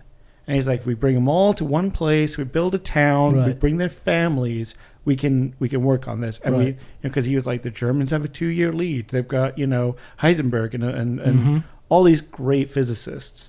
But he's like, the one thing they have is prejudice against them because most of them are Jewish. A lot of scientists. And so a lot of scientists were Jewish. That's a plea, like Einstein. Yeah. So he's like, as long as they don't fund them and treat them like shit, basically, we can work on this and beat them to the punch. Yeah. And of course they're working against this clock, this ticking clock of the Nazis, and then the Nazis give up. They end World War. The Eastern They surrender. Right. Yeah. And it becomes then like, well, we got the Japanese because they were so far along, they were ready to test. Yeah. And Oppenheimer's like, well, we'll test, and you can tell them that this is what we can do, and that'll be the end of it. But it's like, no government is not going to use this. Right. Yeah. And that's his way he comes to realize, it's like, and the one scientist there, I forgot his name, was like, we can build a hydrogen bomb, have a bigger yield. And Oppenheimer's very against it. Because he realizes, like, if you build a bigger bomb, they will use a bigger bomb. Right. There's no way they're not going to. Yeah. Go ahead. Oh, no, I was just going to speak on that with the... it made me ponder it as it happened, as they got the news that Germany surrendered. Yeah. It was just like, okay. Because that was his drive. Yeah, but I mean, like, he would have been totally fine with dropping an atom bomb on Germany. Yes, absolutely. Yeah. Right, he said that, yeah. And so a group that's not technically attacking his people, but still Americans in the sense he was less likely to do it. And, it just made me like, oh, okay. It was more, at first it was a little bit more personal. for him. And then Right. as it became less and less, he was able to see the humanity of what he's doing. Well, and I think it was also, there's a lot of hubris where he has become like this leader in this town. Yes. You know, and everyone's calling him Oppie, and, you know, and he's looking to him. And he's kind of got this cult following. Exactly. Yeah. Especially, and there's a then great as scene soon there. as he creates the bomb, they're like, okay, we'll talk to you later. Yeah. And they like shoo him away. Yeah. Yeah. And, you know, he's like, oh, did they call? Did they, you know, like, what? Or they want my opinion on things? Like, Yeah. no, you built the device. They are done with you. Right. And that's what he's like, I'm going to use my fame to really kind of push. You know, he never said that he regretted dropping the Right. bombs, No. you know, and they mentioned that. Like, he was never, but everything he did after that was to kind of, you know, create some kind of harmony for the, you know, it's some kind of like penance for the stuff he did. Yeah. Well, yeah, with his wife saying, like, why aren't you fighting back against them Right. tearing you down like that? It was his way of taking those Yeah. hits Mia Copa. Yeah, yeah. Like in, what's the movie? Oh, my God. Tom Hanks. The Da Vinci Code. yeah, where the Yeah. guy whips himself, the yeah. albino. Yeah. Yeah. No, I mean, it was obviously visually stunning because we know it's going to be because it's Nolan. It's Nolan. Yeah. It's beautiful. Yeah. The Oh, yeah. sound Gorgeous, yeah. was well done. Yeah, but I was hoping they would concentrate more. I was more interested in the scenes where they were at Los Alamos creating the bomb. I was hoping to see a lot more of that. They kind of glance over it a little bit. Like Yeah. they're kind of just like, oh, here's bomb being assembled. Here's the atomic core being put into it. The uranium core being okay. They're just, and then all of a sudden the bombs are being shipped off. And you're like, oh, well, I wanted to see them arguing more about the construction of the bomb, and then having each scientist have some type of like, are we doing the right thing here? Like, what's going on? Yeah. Well, I think because of that kind of cult following, though, they really all kind of that's- believe they were doing the right Right. thing. We didn't. I kind of feel that we got that until when the bomb is completed, and then they Right. drop it at the end. He has that speech that he gives. Yeah. And everybody's cheering his name, and it gets really silent for a while. Yeah, Even and though you they're all see cheering. people, Like, you like, just hear yeah. that rattling of Right. Right. I love that part. How Bomb. everybody's kind of like I praising him. got tense. Me too. watching It. It was Yeah. insane. Especially when like it would go it would go silent, and Yeah. the crowd was still cheering, but it was silent, and he was just sitting Yeah. there watching the crowd, I- being mesmerized by him, and then he would say something, Yeah. and then the cheering would explode again. I thought it was great. Then See, he's I've had panic attacks, Uh-huh. and that's exactly how they feel. oh okay. And so I felt like everything kind of just goes white, and Yeah. like you're just in your own head. Mhm. Like that's what it felt like. Was like, oh my god, this is if you could take a panic attack and put it on screen, you know, and That makes like sense. like in that scene, like everything gets really quiet, and then it like you see the white flash, and there's just a real subtle sound cue, but it's a scream of a baby. Yes. Yeah. I know Ah, that was terrifying. Right. That was terrifying. It's And then beautifully he's- done he- because there's he- no baby on screen. right. And then he steps on a charred corpse. Yeah. And Yeah. he's as everybody's crowding around him, cheering him, Right, and yeah. he's just like looking at this, knowing what they've done. Yeah. You know, so I was hoping that we got a little more in terms. We see it sometimes when he talks to Truman, President Truman. He says, "I have blood in my hands," and Truman's like, "Get the hell out of here!" Yeah. You know, just don't let that. Beautifully, Gary Oldman. Right, just exactly. doing a Yeah, killer job. It's like don't let him in my sight again. Yeah, Or, don't you know, let this crybaby. crybaby. Yeah, it's just like, and I wanted to see more of that of the men who, like Truman, When who Truman telling him like, no one cares about you. Right. You're not the one who dropped the bomb. Exactly, I am was, exactly, you know? and I was Like, hoping to get more of that of the men like Truman Right. who famously said he never regretted dropping the bombs, Right. and he never lost any sleep over it. Right. You know, so I was hoping to get more of that dynamic of these men who just, hey, it had to be done. We saved lives. Oh well, move on. Yeah. And people like Oppenheimer and some of the people he worked with who were on the opposite end, Right. like, yeah, I guess we had to do it, but they're Even still Oppenheimer was like they were close to surrendering. right. Exactly. They're Yeah. and they dropped another one, which is, you know, now we know that which was Hiroshima. Mm-hmm. Now we know that the Japanese were just pretty much days away from surrendering, regardless. And we dropped one again just to show them our, Well, and our that's power. that So- scene where they have the meeting with all the heads of staff, and they're like, "This is the list of 12 cities Yeah. that we're gonna Yeah. hit." Yeah. And they were like, "What if we ever do a military base? It won't make a big enough impression." Right. And it's like the first bomb is show that we've got this mighty thing that we can do. Yeah. The second one is is us saying we can do this all day. Like all day, yeah. And the It's just second one, crazy. and the second one, they say it in the movie, and we know it's Right. it's fact, it's historical fact. We did the second one more to show the Russians right. that we mean business. Right. We Yeah. already knew by dropping the first one, we knew the Japanese were pretty much done. We already knew before we even dropped it they were close to surrendering. We already knew after the second one that they were pretty much going to surrender regardless. The second one was dropped to show the Soviet Union, look what we can do, because that's going to be the next fight. Yeah. So they already knew at that point. Right. That's why Oppenheimer was like, well, we're going to share our findings with NATO, right? And our allies. Exactly. And they were like, no, we're not. Exactly, yeah. Are you kidding me? These are our allies now. Right. But they knew they were going after Russia. So, and again, next. I was hoping that we would see more of that dynamic between the people who regretted it or thought that maybe we should stop, and the people who were like, no, this is now the new world, and if we have to nuke our way to victory, that's what we're going to do. Yeah. I wanted to see more of that. I wanted to see Curtis LeMay up there, who was this crazy, insane general who was talking about nuking Hanoi during the Vietnam War. I wanted to see some more of him, he was a big player during that time.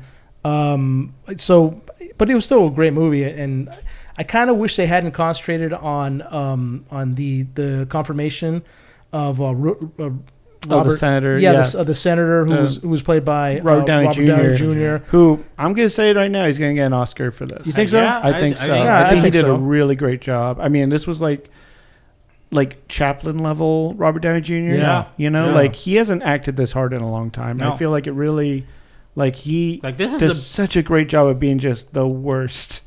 You know, like he's just this smarmy politician. I loved it.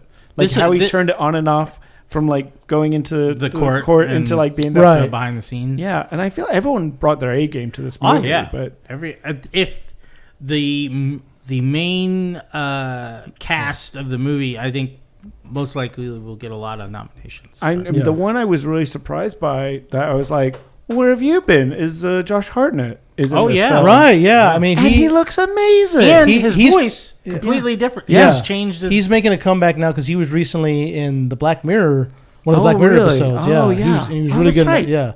So But he's I'm making a like- comeback. I mean, for people who don't know who Josh Hartnett is, Yeah. he was pretty big 25 in the years late ago. 90s, early Yes. 2000s. He was really taking off, and then he just Yeah. voluntarily walked away from Hollywood and said, this isn't for me. One of my favorite movies in the late '90s was The Faculty. Yeah. Oh, yeah. Oh, I He's love The great Faculties. in Yeah, that. he's so and good then, in of that, course, yeah. like he became a heartthrob. And Right. He was in Black Hawk Down, Pearl Harbor, 40 Days, and- 40 Nights, yes. Pearl Harbor. Yeah. His career was really taking off, especially like between like 99, 2005. Yeah, and then he just walked away. Like, yeah. He just like, no, this isn't for me. It's not. I need to take a break. That's basically. Yeah, it. and I appreciate that Yeah, me because too. they were definitely he was on that trajectory of just like, and walked away when his career was at its peak. right. You know? So and apparently there's a story where Nolan wanted him for Batman, and wow. he didn't really want to do Batman. He wanted to do The Prestige. He loved the script for The Prestige.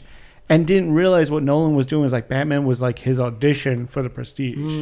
Like, so he was like, yeah, I said no to Batman and they got bail. And he's like, what I should have done is done Batman so I could have kept on Nolan's like list of guys, Yeah. Right. So he kind of regretted that. So he kind of, gets to come back now. Yeah. Which is kind of neat, Yeah. And I'm telling you, there's a scene he's wearing like little glasses and a leather coat. And I'm like, hello, Indiana Jones. Exactly. I was thinking like, the same you'd be thing, great. dude. I was thinking the same thing. You'd be great as like a young Indian. Yes. Or 40-ish. 40-ish, yeah. Like, oh my God, that's so good. I was thinking the exact same thing when I saw him. He looks so great. Because he wears suits. Like he wears about Josh Hartnett. No, he wears suits. Let's gush. I'll gush over Josh Hartnett. He wears these really well tailored suits, Right. and he has like the fedora at one point. It's like, damn, everyone looks great in this film. Yeah, everyone looks great, man. Yeah. It was great casting. I mean, Nolan is Cillian Murphy kills it. Like, I mean, he's so good. in Holy everything. shit, he's good. Yeah. And just like, like he's just.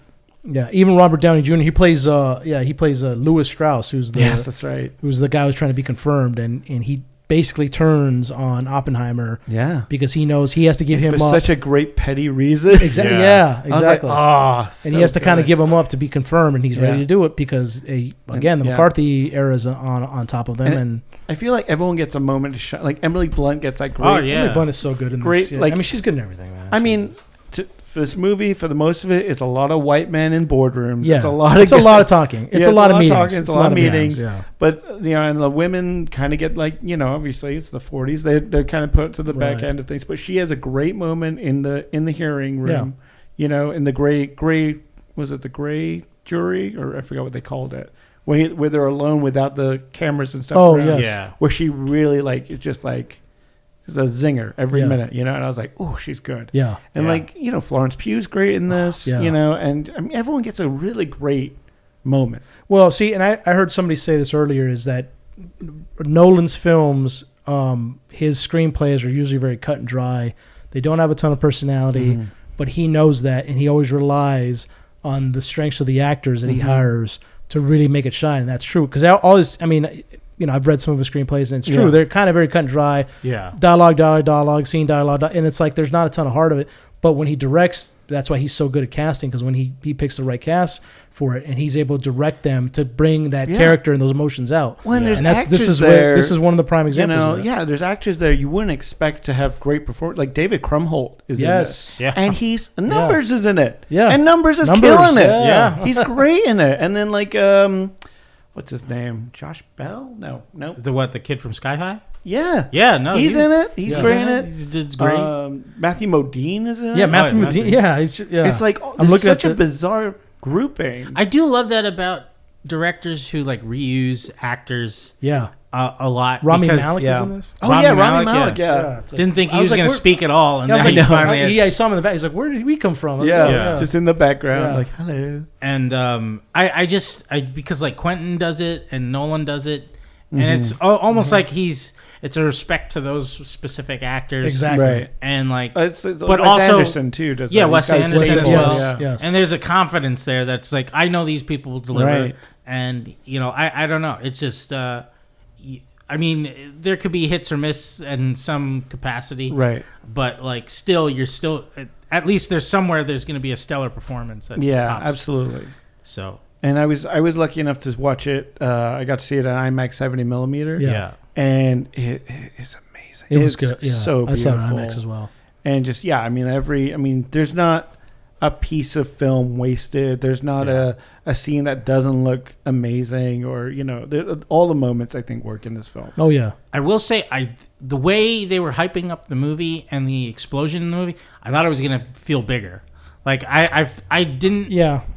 Because like they were doing that kind of rumbling throughout the movie, and I felt it before, and.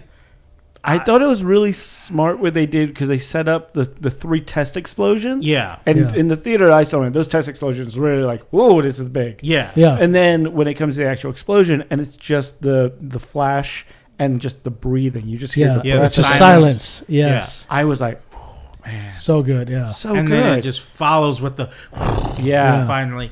And for some reason, I thought I was going to feel it more on that, but I was like, it was still amazing. 4DX? You want to do 4DX? Maybe, I don't know. That might be interesting. But but only when Florence Pugh is like on top of him, and then your seat's just like just moving around. Yeah. Oh, good.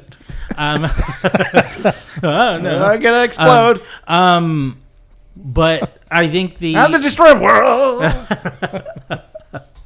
I think the explosion though it looked immaculate and everything like that. Yeah. It's like, but I think what a key thing he did in that movie was, because throughout the movie we'd hear rumbling, blah, blah, blah, right, and then at the end of or near the end, after they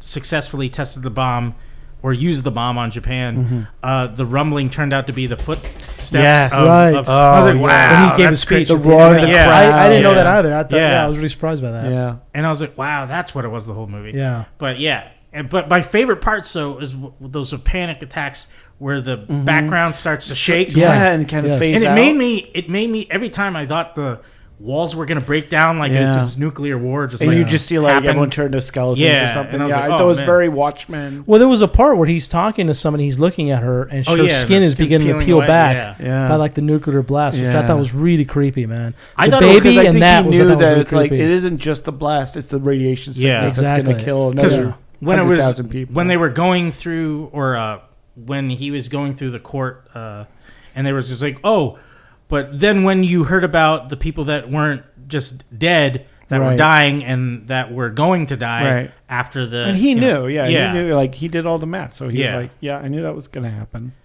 But and I just like that the regret as each of that reveal came. I was like, oh, and then how many people died after that, and then how many, and like even like just the way he carries himself through the movie. He's got this swagger in the first half of the movie, where he's hitting on girls at parties, and swaggering around even in El Paso, or not El Paso, sorry, Los Alamos. Yes, yeah, thank you.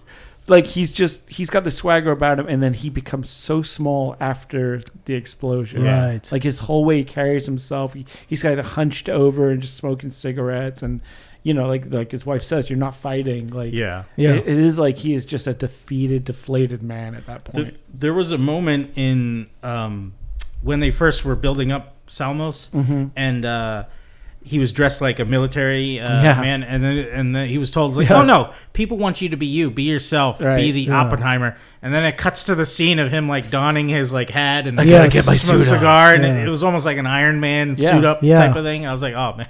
Well, even like that version of him isn't really him. That's the just version, what he puts because on. It's like he's like, I gotta grab a pipe because it looks like. Like it looks sophisticated. Yeah, exactly. Looks regal. And the cut of his suits are all the same. His hat's got the same look. Like it is very much a costume. Oh, and I heard he actually Cillian Murphy actually learned, I forget how many words in Dutch just to do that one scene. Oh yeah, where he's teaching in Dutch. Yeah, no, awesome. I was like, wow, that's crazy. Yeah, it's a great movie. I unfortunately I couldn't enjoy it as much as I wanted to because the IMAX theater that I was in was so hot. Oh no! Maybe they wanted to experience the Los Alamos temperature and the heat of the atomic weapon.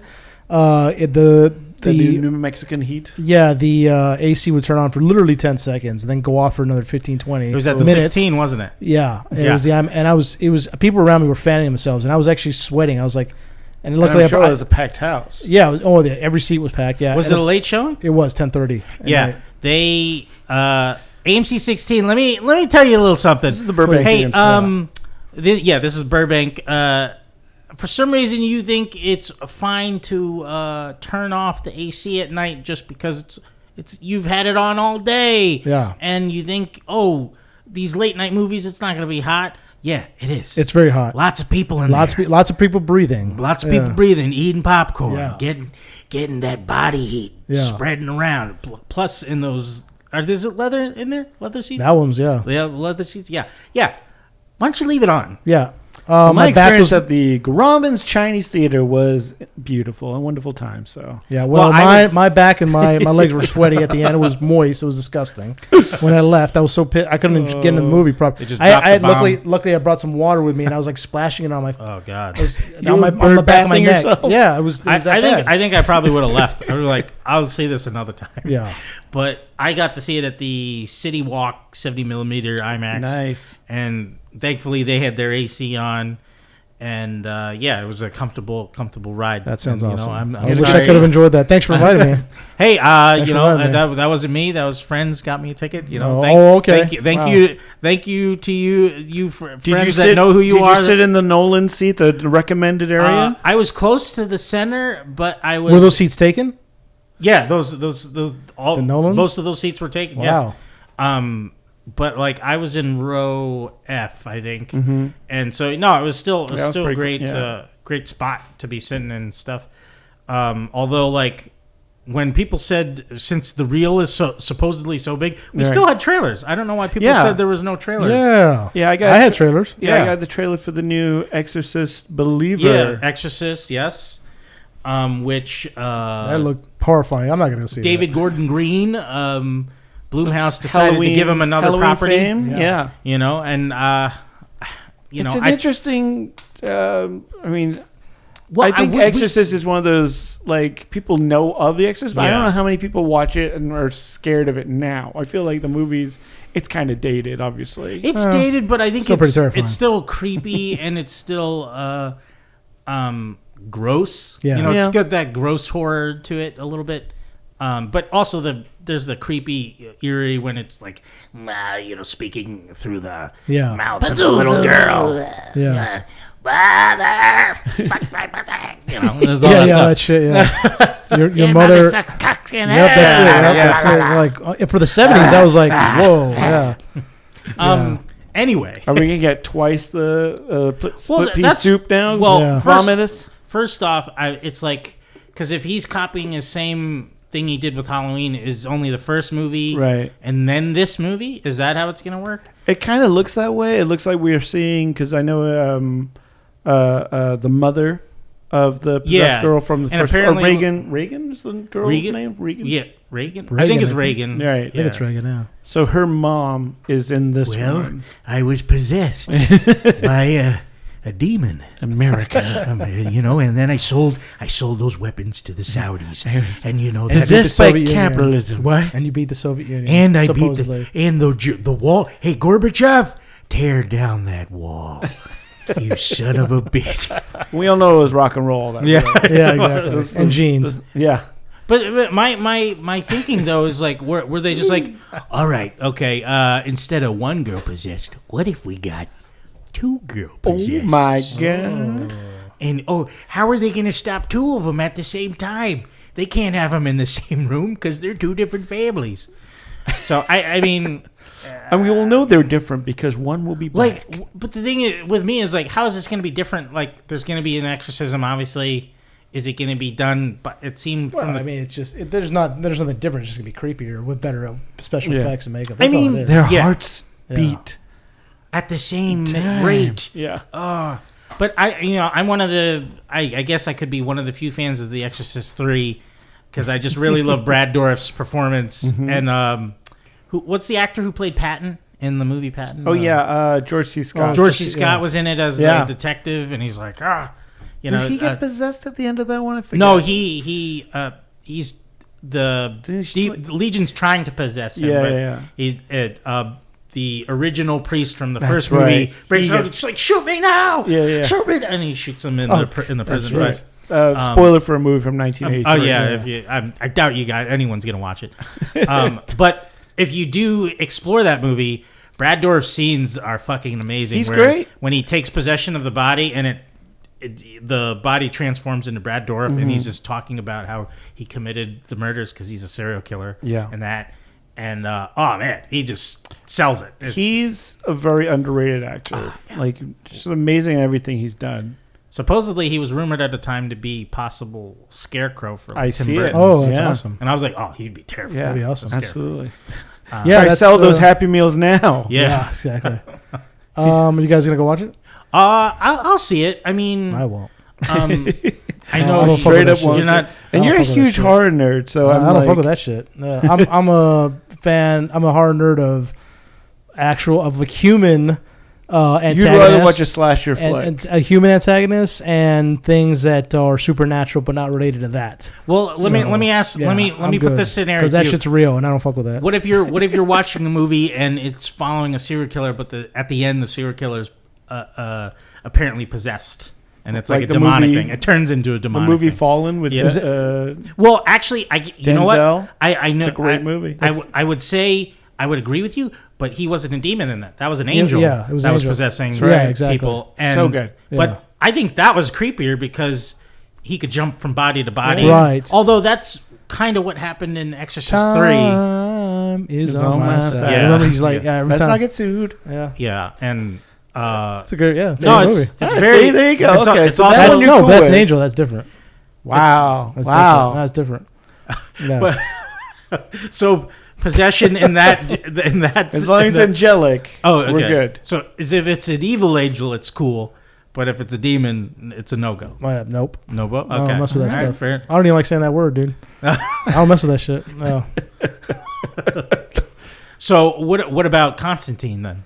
Constantine was different. He was, and that was a goofy kind of thing. But I mean, you still And got demons Constantine- and pentagrams and going to hell and yeah, that's stuff. true. But I mean, it was different. It was kind of, it was Lighthearted. lighthearted. Exactly. Okay. And Constantine has a way of fighting them. All right. All these other movies you see them, they don't have ways of fighting. What about them. Rosemary's Baby? Nope, I haven't watched that. Never will. I'm trying to think of another demon movie. The Ninth Gate? Nope. Oh. I saw it, but I was like, nah. Oh, okay. That was with Johnny Depp, right? Yeah, Yeah. and Frank Langella. Yeah. No, I don't think That's a good one. I watched it with friends who wanted to see it, and I was like, oh god, okay. What about The Gate, the kids movie, the 80s That kids movie. That movie's great. That movie fucked. That Even was though really it's good. a gateway. Yeah, the kids are able to fight though. Okay, all right. Kids are able to fight. Okay. The ones that it's Where it's you can't fight it. they're overpowered I and see. yeah, no, I'm good, thanks. Mhm. because there's no hope. There's like very little hope in those No. movies. Well, I mean, like Even like the Insidious movies, it's like the humans survive just by basically running. Yeah. I mean, yeah. Fuck that, dude. No, and I do get the aspect of that being, disturbing to watch because like the what's the found camera footage movies of the paranormal activity, oh, I like hate those things. Yeah. I find those creepy because it's just I can't there's stand nothing them. there. Those are but, creepy, yeah. And then I'm like not creeped out by a door and fall. A door but knocking around. Wait, I'm sorry. hold on. You're not creeped out by Bullshit. like you're standing there and then you just feel this breath blow your hair and then Ow. pick you up and throw you across the room. Yeah, see, that's what I'm You're not that scared. shit, dude. That's No, 'cause terrifying. no, that's real. Like that's Okay. You're not scared of a Hollow Man. Hollow Man. Well, Hollow Man's a real. Hollow. Hollow Man's real, yeah. Have you seen Kevin Bacon recently? Yeah. No, because he's hollow. He has the He's got the prosthetic prosthetic mask in face, his- yeah. Yeah, that's right. But He hasn't aged since Hollow Man. true. For a reason. the government actually has Hollow Man suits, pretty much. Oh, yeah. It's reflective light. Yeah, It's pretty much I, like that. I can't either conform nor deny that. Okay, all right. And You're Plus- just wearing Hollow Man pants. plus, Dan Aykroyd has confirmed that he saw a sedan disappear as it was driving by. How much Crystal Head vodka was he on? Dan Hey. Aykroyd, yeah, has seen a lot of stuff apparently. Hey, Yeah. I keep forgetting he was in Temple of Doom. He was one of Yeah, the yeah. airport guys, and I was wondering. He's doing a weird British accent. Yeah, I was Yeah. like, oh, that's crazy. And then he came up with Crystal Vodka. Speaking of weird things and horror-related things, we are going to Midsummer Scream. Yeah, What- speaking this of weekend. being scared of our Yes. minds. What is Midsummer Scream?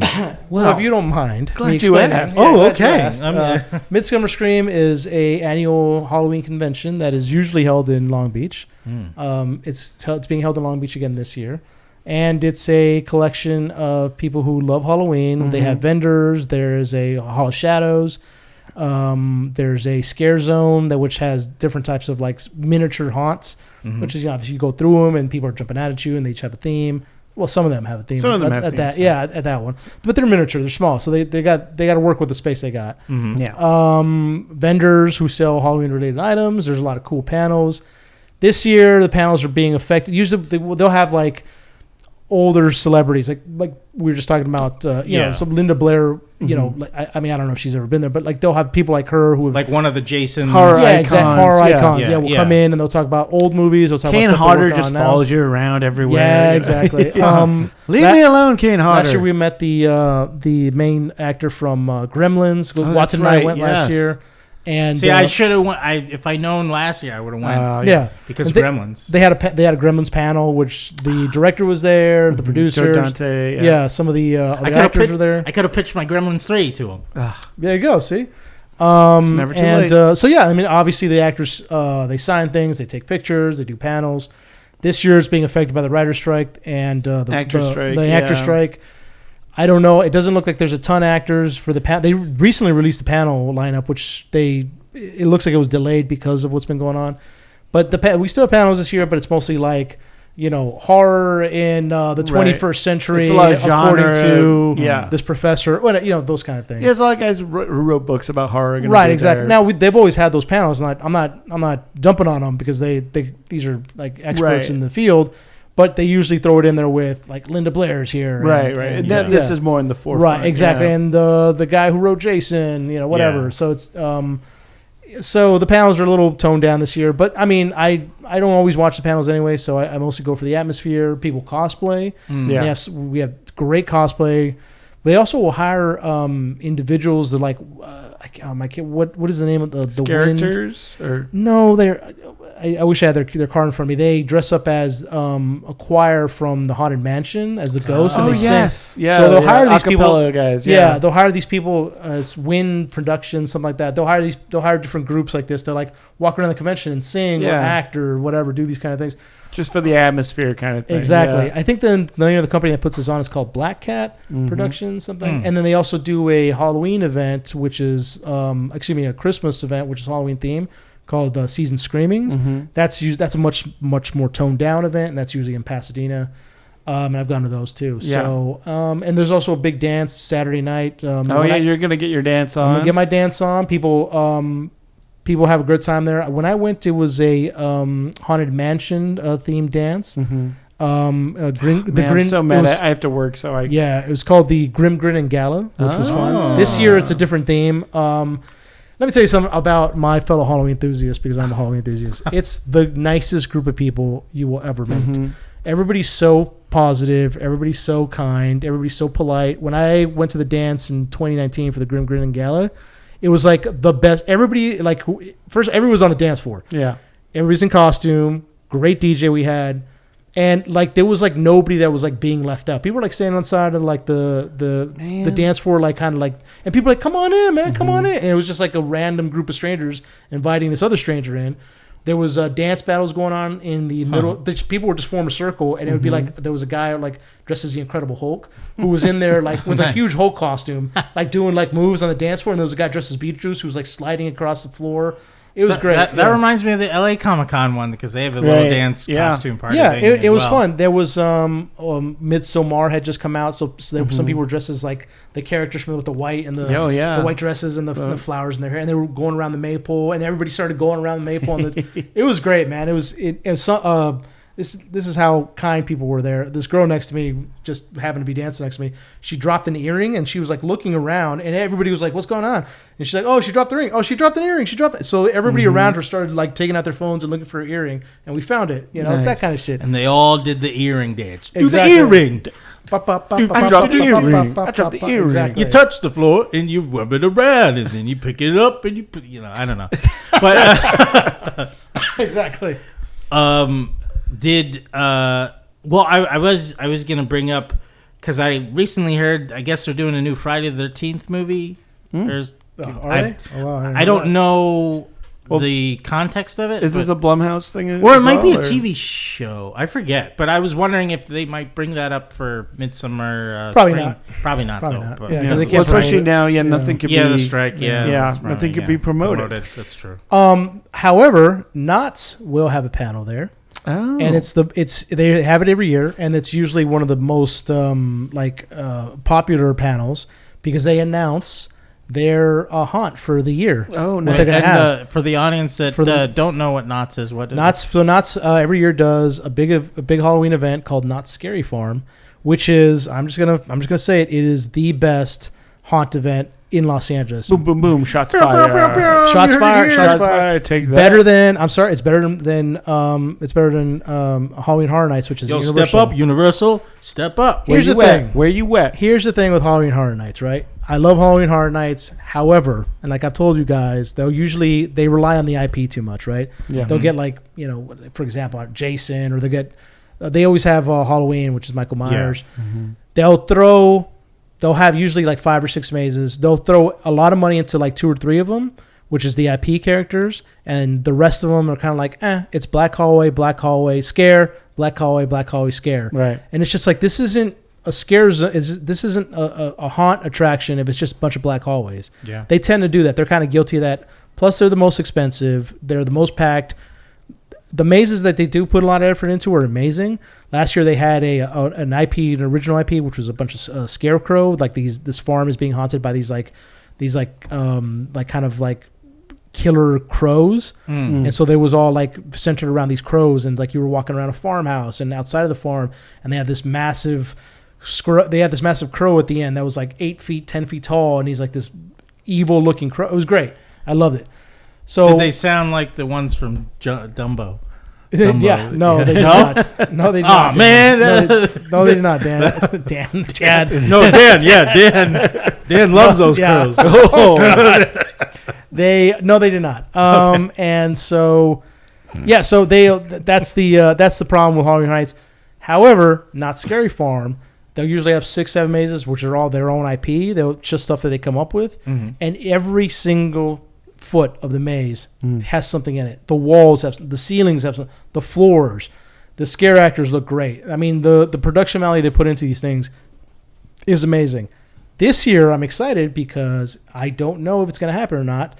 But every year, the Queen Mary also used to have their own scare event called Dark Harbor. Dark Harbor has been shut down since 2020 for obvious reasons, and then unfortunately the Dark Harbor event would have been shut down regardless, even if we didn't have a pandemic, because the ship started taking on water. It is The Queen Mary actually sits in a body of water, in a pool of water. It's an old boat. It's an old ship, and it started taking on water. Not a ton, but enough to cause damage to the ship. Right.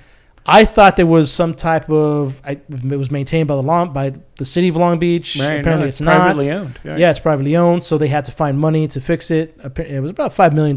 Not a ton, but it's a good What are you amount. talking about? Just give a scuba diver a welding, thing. And Welding I don't think it's that simple. Chad. It's pretty simple. It's pretty simple. I'm gonna question your shipbuilding skills. Yeah. You scrape up the barnacles, right? I think it's a little more complicated. A little soldering in. I think it was actually like taking sides of metal off and reattach something like that. I believe. Anyway, the ship started taking on water, and Dark Harbor's great because they have like a carnival outside of the ship, and they have like 3 or 4 mazes, and on the ship they have 3 mazes. They usually have about 3 mazes where you go through the engine room, you go through certain sections of the ship, and wild. it's so good. It's so good, and it's so interactive because you're actually going through a real engine room. I was telling you guys, I went with somebody like a couple years ago, and her and I were going through it. And at some point, we ended up getting separated from the group in front of us and the group behind us, and we were kind of going through the maze by ourselves. And we're like, "Oh, this is pretty creepy," because you're in an actual engine room. Right. Made a wrong turn and went deeper and deeper into the ship, and we're like, "This doesn't look right because there's nothing back here. It's just darkness." We had to like bust our phones out, and the scare actor came up behind us. Was like, he wouldn't break character, so he comes up and we're like, "Are we in the right way?" And he's like pointing the opposite direction, shaking his head, going, and he's like just pointing, and we're like, wrong way, right? And he's just like shaking his head. We're like, all right, thank you. We went. It's great. So, but anyhow, I saw an advertisement on the Midsummer Scream for Dark Harbor. For Dark Harbor. It looks like they're one of their sponsors. Yeah. And usually every year prior to it shutting down, they had a huge booth at Midsummer Scream, Dark Harbor, and it was like the tone of it was the Haunted Hayride. It was like it was like a theme of a ship, and so it looks like they're back maybe hopefully this year because they were talking about they were trying to open this year. We'll see. And then most of the major haunts in LA have something there this year, and then every year we have Haunted Hayride, which is another event we have here in LA, which is really good. I highly recommend it. They always have a booth there. It's pretty cool. I think we should, but when the Halloween season starts hitting, we should start ranking our mazes and I can do that events shit right now, dude. I know you can. I know. I'm just thinking I down the do line. right yeah, they're all good. Look, man. Every single major maze and haunt they all have something really good. Six Flags does one too. It's called Fright Fest. The problem with Fright Fest is they kind of tend to recycle their mazes over and over again. So it's like, come on, they'll maybe do a new one every year. I get it, it's expensive, but the reason that Knott's and Universal throw so much money into this thing is because every single year they tend to have different mazes, at least 2 or 3 of them, and people will pay. Universal is very expensive to go to Halloween Horror Nights, and people pay. So throw some money into it, and you'll make money back. So yeah, so I'm excited. I know some friends that have worked both at Six Flags and Universal. Universal the past few years, they diverted a lot of money from their haunts to pay for, they put the Harry Potter world in there, and then it was Nintendo. Right. So a lot of the money that would have gone to that went to those things. So now I'm hoping that that's all kind of, their construction's kind of done. Right. I'm hoping that they can kind of rebuild their haunts, because when I worked there, I mean, this was 10 years ago. We did some really interesting stuff. Like we did the Alien vs Predator maze and stuff like that. And we had like a fallen spaceship and a queen alien that was there. I mean, it was craziness and full on Predator suits that were based like movie accurate. So awesome. And we did bunch of like 3D mazes and stuff with blacklight and.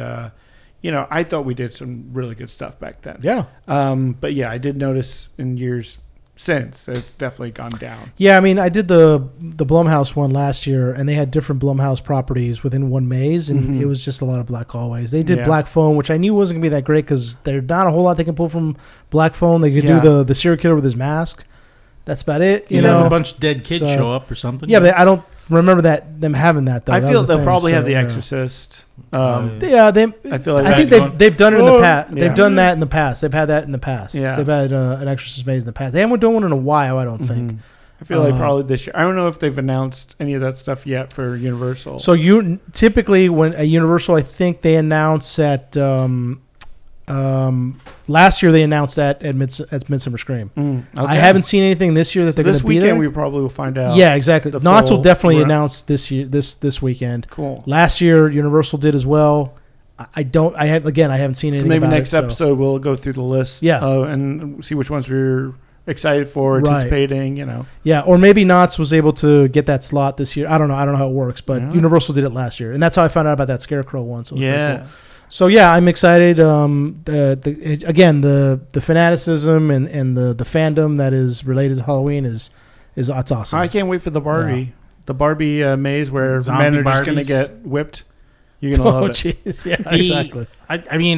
I would hope the haunts at some point, they add a little bit more. Well, Universal made Oppenheimer, so maybe we'll get a Oh, yeah, sad man. 1940s walking through hallways of a bomb going off or bomb. something. Yeah. No, it's just like- people in classes being taught math. Oh yeah. Oh, that's terrifying to me. I hate math. That's terrifying to me. Just incorporate squibs to your characters Oh, my God. throughout the park. I think that'd be hilarious, and then just random gunfire just going off in the background. Oh, God. I think that is terrifying. That as is is. terrifying. We can just call it That's elementary that's- school. Yeah, like those black hallways instead of it's like somehow that's more terrifying than actual monsters. yeah, yeah. I mean, it's very traumatic too, and you have a guide, like a fake guide, taking you in a classroom to hide in a corner and stuff while someone's just banging on a door, and Welcome to the U.S. education Yeah. system. yeah, It's pretty just- much. Oh god. and then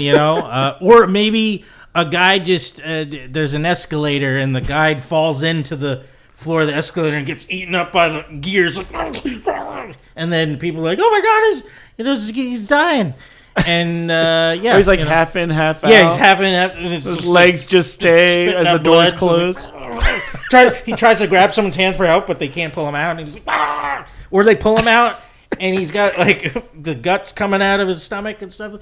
I mean, be creative. Yeah, that's all I'm saying. that's all Be a we're little saying, creative. Be a little open. Yeah. Most of this we'll see at Stan's Halloween party anyway. Yeah, Yeah. I'll be one of those crows from the thing. No, I didn't say Disney. I said the crows from the thing you said was pretty cool and scary. Yeah. Murder From crows. Knott's, the big giant crow, scary. That would be pretty scary if you did show up like yeah, that. and I just go, ah! that whole night. That's all you Yeah, did. that's all I do. How you doing, Chad? Yeah. Oh. And I was like, you got any red meat I could eat? Don't cook it, because I like it all red and bloody. Boo. Why are you chicken? Doesn't matter. I'm a bird. They ran out of crow suits. Yeah, I'm a evil chicken. So you just Just a chicken suit that you dyed black. I say now. I'm just a my God. longhorn. Now, if you're a chicken hawk, no. Oh man. Speaking of Comic Con, speaking of cons, I The should cons, say. yes. Yes. Yes. Well, we just had Comic Con San Diego this past weekend. None of us San went, Diego. None of us went. but we heard a lot of things get revealed and Yeah. Yeah.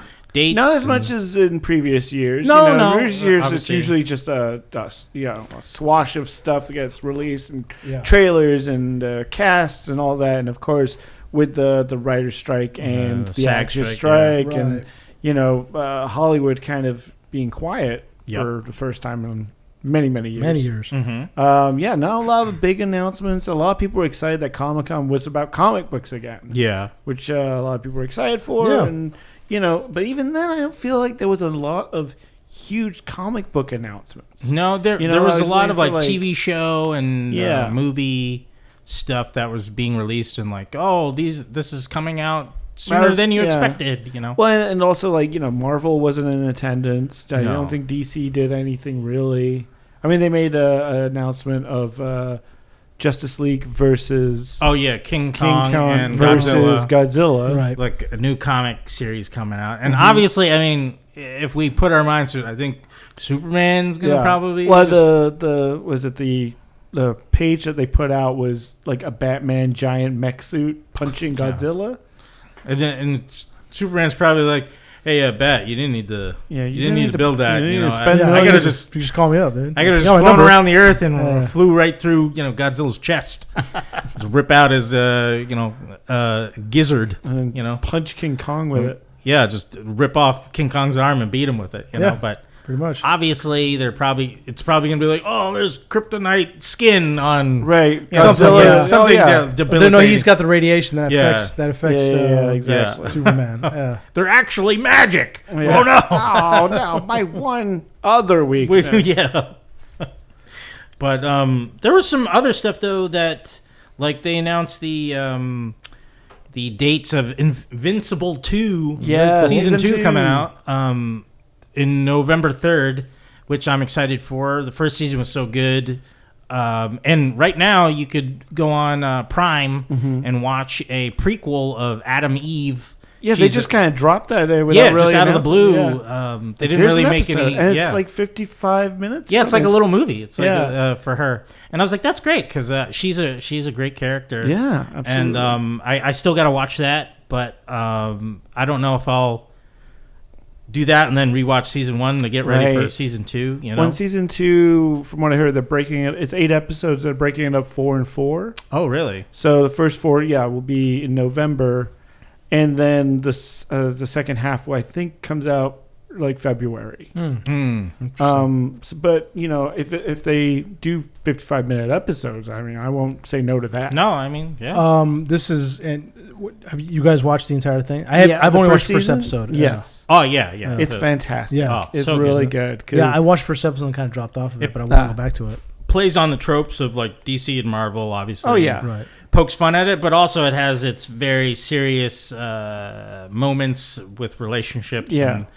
And, very violent, Yeah. like boys violent level violence. Well, So- it's like The Boys, isn't it? It's kind of like in a way, or In a way. yeah. I mean, it's Robert Kirkland. Right? yeah, it's Kirkman that wrote it, and Yeah. it's a young hero trying to be like, hey, I'm the young hip kid on the scene, and I'm going to take care of all the crime, and he just gets his ass handed to him almost every episode. It's kind of a joke played on his name because Right. it's invisible, but he gets a shit beaten out of him. right. Yeah. And But it's a great. I mean, it's a great voice cast. oh yeah, Stevie Young plays the lead, and then J.K. Simmons is his dad. Yeah, he's just there. 'cause yeah. It's, His voice you is should great. watch it just to get to the last episode. Is amazing, and Right. we're not going to spoil anything here. yeah. But I'm sure most people have seen it. right, if if- not, go check If it not, out. Yeah, check it out. It's on the Prime.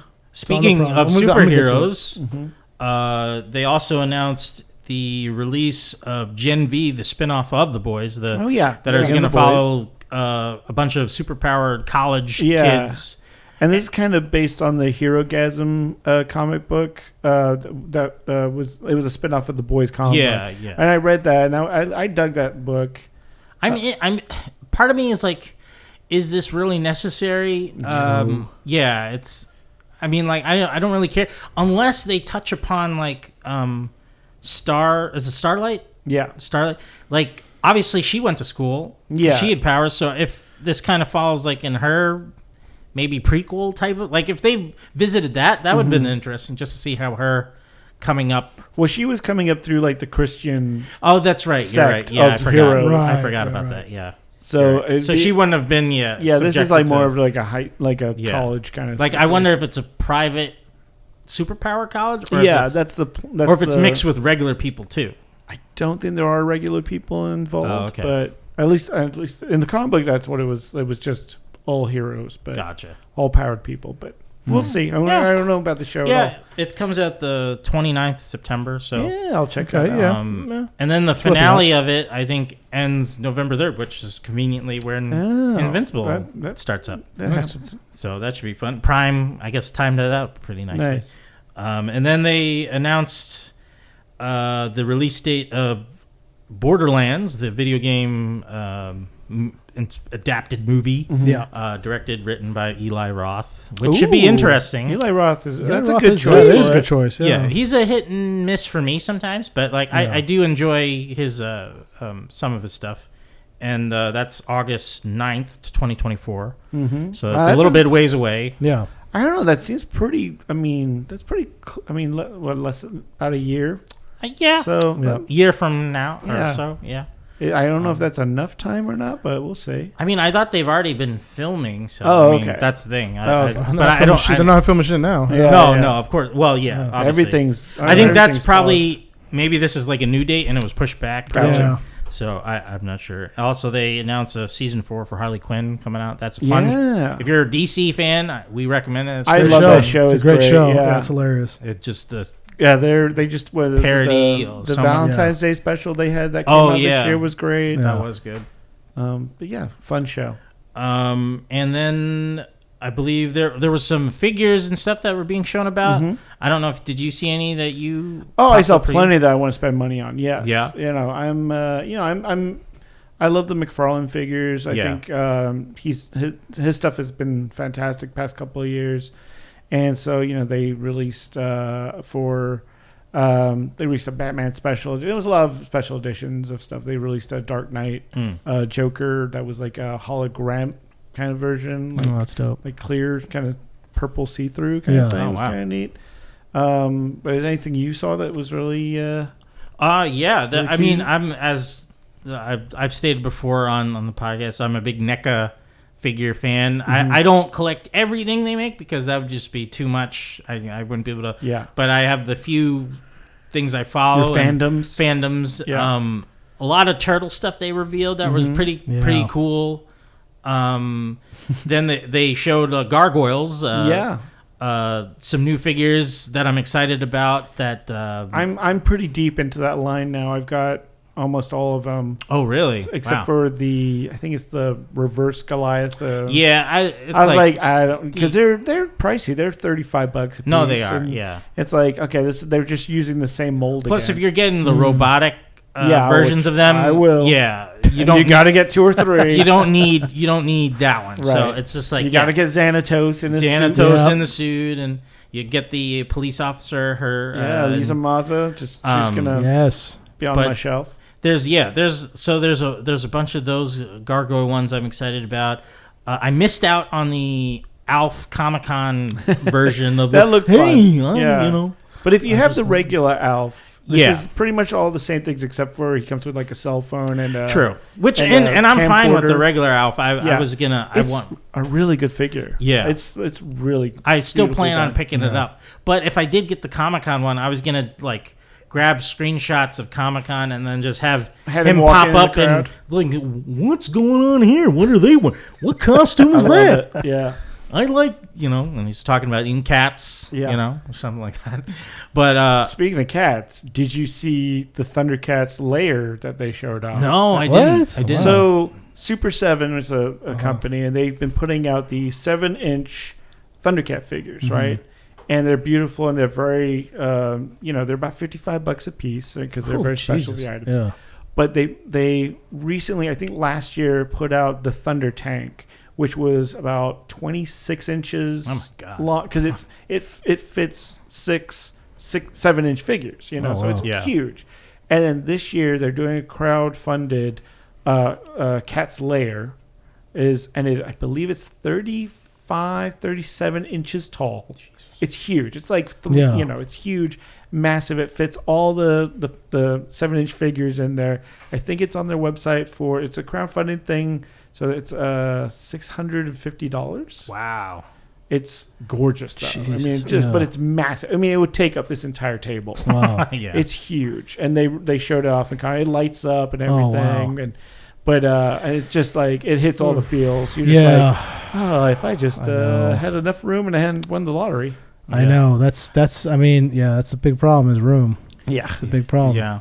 I mean, that's money is less of an issue than room sometimes. No, yeah. and you have to be really into Thundercats to get Exactly. that. Because I kind of thought about the Thunder Tank because that thing really? looks That's awesome. beautiful. Yeah. I mean, But I think they wanted about 400. well, for Sideshow recently released a Last Ronin. that. Oh, Yes. yeah.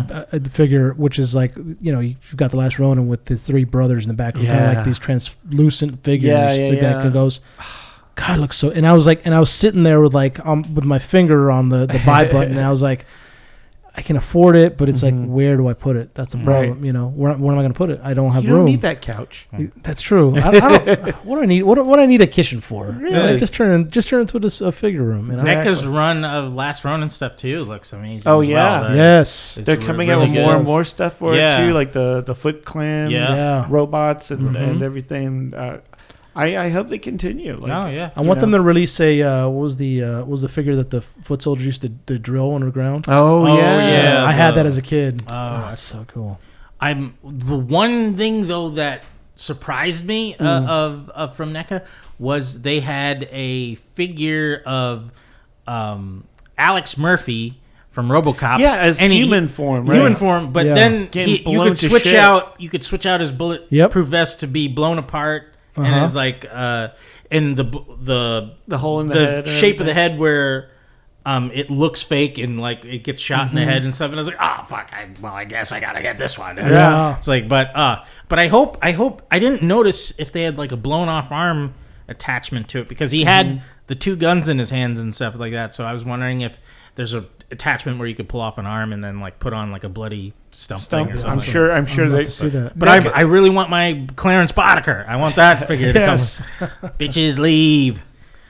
You know? That's the thing with the RoboCop line. All we've got so far has been RoboCop and Ed 209. Yeah, exactly. I think because of getting rights for faces costs so much money. I think I can't believe. I thought Ann Lewis. I was about to say I can't. Have we gotten an Ann Lewis? Lewis? I find it very difficult to think we haven't gotten an Ann Lewis. Well, the fact that they're doing a Peter Weller. Actual now. Heads, maybe they might be doing an Ann Lewis. I would love that. I would love that. Yeah. But yeah, no, I'm excited for.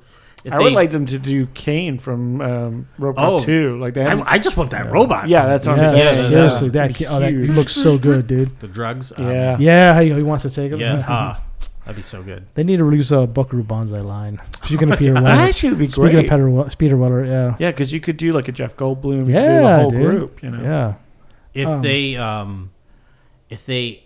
I was going to speak on this earlier from Mattel though with because they're doing their own Mattelverse. But if they did Mighty Max line for NECA, I would probably just spend all my money. I just saw because yet again because they're doing the Mattelverse and they already have kind of announced that they want to do like a Polly Pocket movie. Yeah. That they are making new Polly Pocket sets that are like Polly Pocket meets Friends. Oh wow! From the Friends TV show. Yeah. So they've got like the central perk. Oh like, really? It actually like folds into a little like espresso cup. Oh, and then it pops open and it's the whole gang That's and cool. everything. So I kind of dig this kind of like cross promotion that they're doing. Yeah. And I'm sure a lot of it has to do with cooperating with Warner Brothers and definitely their stuff. So yeah. I don't know. It all turns into good, cool toys for us to pick up. Yeah. Did we talk about the Gargoyles live action? Oh, no, we didn't. We should have talked about that. We were talking about Gargoyles. Yeah, that's why you guys brought up Gargoyles. I don't know if... Yeah, no, we're so good at segueing here. I know. They announced the live action, not at Comic-Con, but at some point. Was just Disney they just announced put it out there. Yeah, that they're going to be doing a live action Gargoyles movie. And in the sense of live action, quote unquote, is it going to be CG live action or is it going to be live actions? Like it's probably going to be CG. I mean, most likely. I see. It's the easiest way to do it. If anything, they'll do the Davy Jones way, where they're in a spandex ball, the balls all over the body, and then they put it over. I feel like studios make these announcements to see how much interest is in these projects. Yeah. That's true. And I think like the smart thing for them to do is see something like how Ninja Turtles is doing and do something kind of like that first. Yeah, exactly. Before committing to a live action. Because I love Gargoyles, don't get me wrong. Here. I love the property. I love the lore. The world is so huge. Like, it's beautiful. Such a great story. Yeah, exactly. But I don't see... Yet again, it's a thing... Probably that really... Only people that watch the show 25 years ago know about. Yeah. Well, I mean, for a cartoon that was on for 3-4 years, right? Yeah. So if you're trying to get new, it wasn't even Saturday morning. It was like afternoons at 9, like Channel 9. Exactly. I'm like, all right, before you commit to a live action movie, how about putting out another cartoon? Put out something else to build. A fever for it. I mean, I find it very interesting that they're putting out a movie and not what you said, like a TV show. You would think they would put out a TV show first and then go from there. Or even like if you do a movie, fine, but do a CGI movie. Right. There's nothing wrong. Like you have really, I mean, you're Disney. You're one of the best animation studios around. Yeah. True. Like you don't have to. I mean, like, hey, I'm not against animated or CG'd Gargoyles movie, because then you could actually bring in the voice actors from the absolutely original series, right, and exactly. I'm down for that. I want to see that. Still, too, there's not anyone that can beat Keith David's voice. No. Like that No. guy. Yeah, Is that still, would be and he's still top so of his good. game. Yeah. You know, And that would just be hard to, like, I can't even imagine another voice coming out of Goliath's mouth. or even like I- Jonathan Frakes. Like you can Yes. have Yeah. him come back.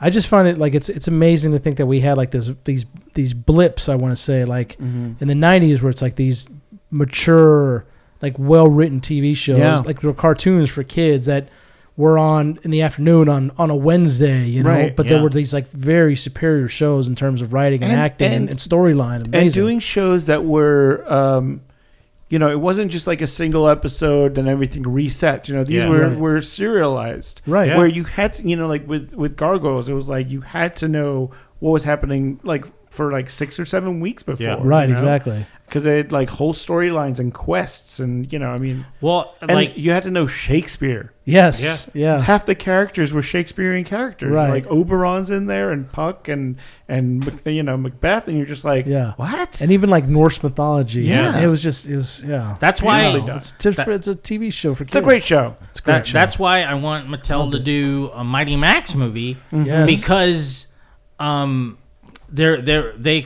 it was almost like a weird Indiana Jones esque type of thing, because Yeah. history would get involved in a lot of the lore, but also there were heavy consequences in that show. Yeah. And people, I mean, I don't think it lasted that long because it got pretty dark with some things. Yeah. Like, Right. um, Well, it was maybe also like syndicated. It was on like USA or something. Wasn't USA, Was it on- UPN. I remember it on Right. UPN at first, UPN, okay. but right, it was UPN. Yeah. but like when people died in the show, it wasn't like they come back. Right, That's exactly. it. They're Yeah, they're gone. Like Yeah.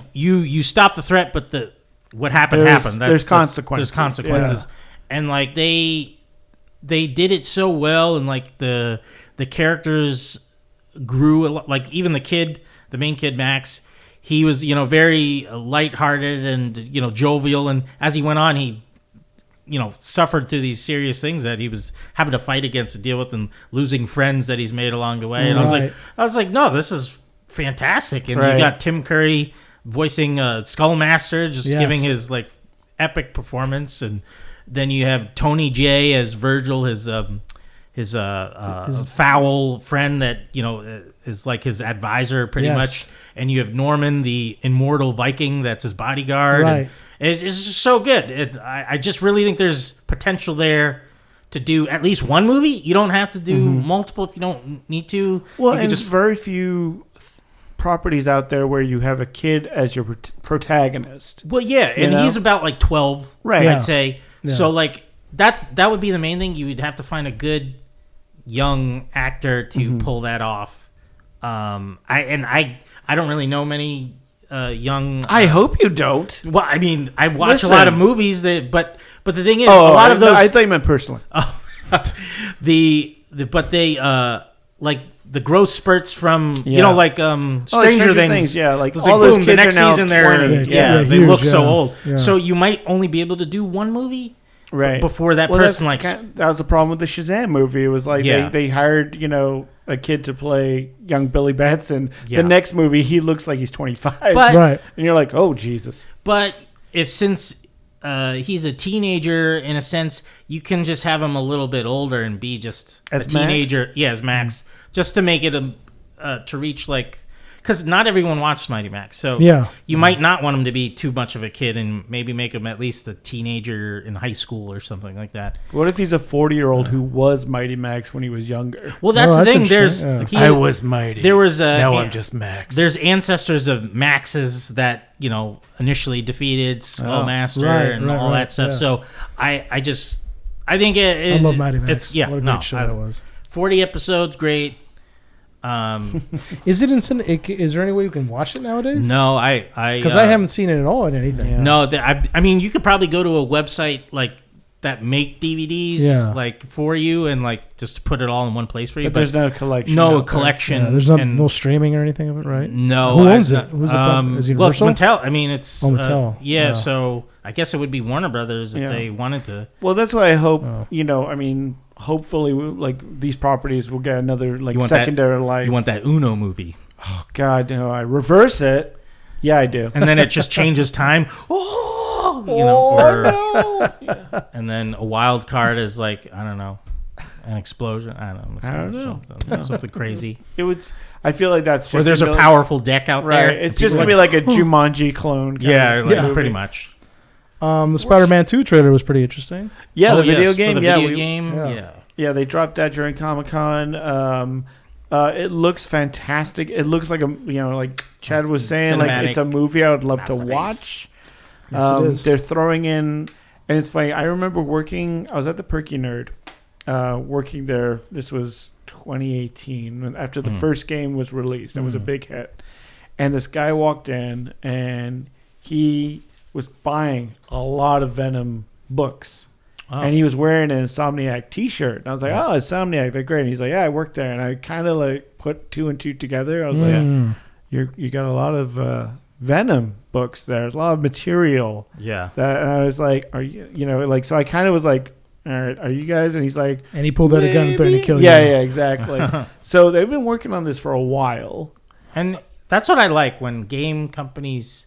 For story, for campaigns like that, they take their time. And the look of the black suit, the way the tendrils look, and it looks amazing. How it moves independently. Yeah. And it looks kind of like they are kind of doing kind of Kraven's Last Hunt as a storyline almost. Which is an epic story. Yeah. What also they're kind of teasing in the trailer, but I think they're kind of trying to fake us out that Harry becomes Venom in this instead of Eddie Brock because we haven't seen Eddie Brock in the previous game at all, and like he could be a character that shows up in this game. Harry does show up at the end of the first game. Yes, but that's why I'm thinking it could be Harry because he's just got a deeper connection. It's a red herring? The way they're giving us the scenes and like him repeating a line that Harry said in the beginning, it's a little too obvious, you know? Yeah. But I mean, I could see it still being that way because it hits harder because he's his best friend. Yeah, I love that he's back, and the Miles looks great. Yeah, and, everyone's grown up a little bit. Yeah, so you can tell some time has passed. They've changed some facial features for like Peter, and Harry looks a little different too. Because with the remastered one of the first game, they changed the face. Yeah, to make it look a little bit more like Tom Holland. Yeah. But now they changed it again. Yeah, so look less like Tom Holland. Yeah, I don't know why. Yeah, but the gameplay looks awesome that they've revealed so far. And this is a PS5 exclusive. So it looks like I'm gonna have to drop another $400 or $500 or whatever it is now. Hey, you can do it. You can do it. But the main thing I'm hoping for is. Because if they're doing like a Spider-Man trilogy, you're gonna have the Green Goblin show up at one point, and he's one of my favorite characters, and I'm eager to see because like if Harry is Venom, then his dad most likely will be that Goblin that shows up. But with the new mechanics of these Spider-Man games, like a fight with Goblin throughout the city, that would be fucking awesome. That'd be dope. Because I mean they've been showing Kraven a lot, but I don't feel like Kraven's a A-tier villain. No. But I will say he's going to be a major threat, but so since his hunt, obviously he's going to probably be hunting the villains that have animal names to them. We've seen the Lizard. And, Lizard, and probably Rhino might show up. Yeah. And the like. So at least it gives us a reason to face those villains again throughout, which is fun. But like maybe Kraven gets the Venom outfit. Oh, I mean that could because if you look at the spider on Venom's thing, it looks a little bit more exotic, like maybe a one from Africa or something like that. So makes sense. I don't know, but I'm very eager to play the game and to see the story unfold. And speaking of Marvel, you just recently finished Secret Invasion. I did. You should get a medal for that because I couldn't make it. So it was not great. No, tell us why it wasn't great. I believe this is probably the worst Marvel show because I know you've got your doubts. It doesn't really go anywhere. The show. I mean, the problem is they use the title Secret Invasion, which everyone. That's a huge. If you've read the comic book, it's millions of heroes all getting, it's who can you trust. Right. And obviously with the show, they can't go that big scale. No. Everything has to kind of reset to zero to keep making sense with the movies that are coming out. Right. So it's all kind of taken care. It's more of like the Skrull is a terrorist cell. It's like, okay, so it's like a little group of Skrulls. You get a super Skrull fight at the end, because they realize like, oh, like the driving force is a Skrull were promised by Nick Fury to find a new home planet. Right. Because in the Captain Marvel took the Skrull and they were like, okay, they're not evil, they're refugees. Right. Yeah. So this is like, well, how do we make them villains again? Mm-hmm. So you make it that they're sick and tired of waiting for Fury's promise to be fulfilled. They're like, hey, we have been hiding our true selves. We can't be ourselves. We can't show our skin. We've been human for almost 30 years now. And then the blip happened, and after the blip, Fury has been gone. Right. Yep. He's been in space, right? Mm-hmm. And you go like, so they feel, they're angry about it all. And also, you kind of find out a little bit of Fury's past. So like the reason how Fury went up the ranks in S.H.I.E.L.D. was, because in Captain Marvel, he's kind of a middle manager kind of position, right? He's a low-end agent. And then suddenly he's the director of S.H.I.E.L.D. But you find out he employs the Skrulls as his network of spies. And they have been doing Fury's dirty work for years. Right. And so they feel like, hey, you made this promise. We've been doing all this work for you. We've been going out, getting you intel, taking down organizations for you. We still don't have a home yet. Right. And so, this is how they kind of twist them into becoming this more aggressive terrorist cell, where they're like, we want a home. We're going to take this one, And you find out there's over 1 million Skrull on the planet. You don't see 1 million Skrull, to be fair. You see about 10. Okay. They're in this little compound, and all of them, they make a good point of being like, well, we still have to wear our human faces because, if we scroll out, like we need to stay being able to change, so that way they can save money on makeup and stuff like that. Yeah. Of course. You do find out, and I'm going to spoil the show if you guys. No, I'm not going to watch the show, so fine. So spoilers ahead, everyone who's spoilers for the Secret Invasion that no for one the cares 12 about. people who are still watching the show. So you find out that Fury has been gathering the fight with Thanos. Mm-hmm. He says that all the heroes bled in that battle, right? And so when Tony Stark's funeral was happening, he had his Skrull go out and pick up the DNA that was left around. So there's what they call the harvest, which is Captain, it's all the heroes' DNA. Yeah. So this is how the Skrulls go, okay, we're going to take this, mix it with our DNA. We can become super ourselves, right? Because they're like, look, the heroes have this super team that would probably kill us, but we've got an edge now. Yeah. So the leader becomes Super Skrull, and trying to think what else happens. You find out Fury is a wife, that who's been, who is also a Skrull. Oh. Yep. And he fell in love with a Skrull. Okay. And, she was like, where have you been for the past, 5, you left. Like, I had to mourn you twice. Like, you died during the blip. Then you come back and then you go straight to space. And he's like, look, I was trying to, I'm trying to keep that promise of finding you a home.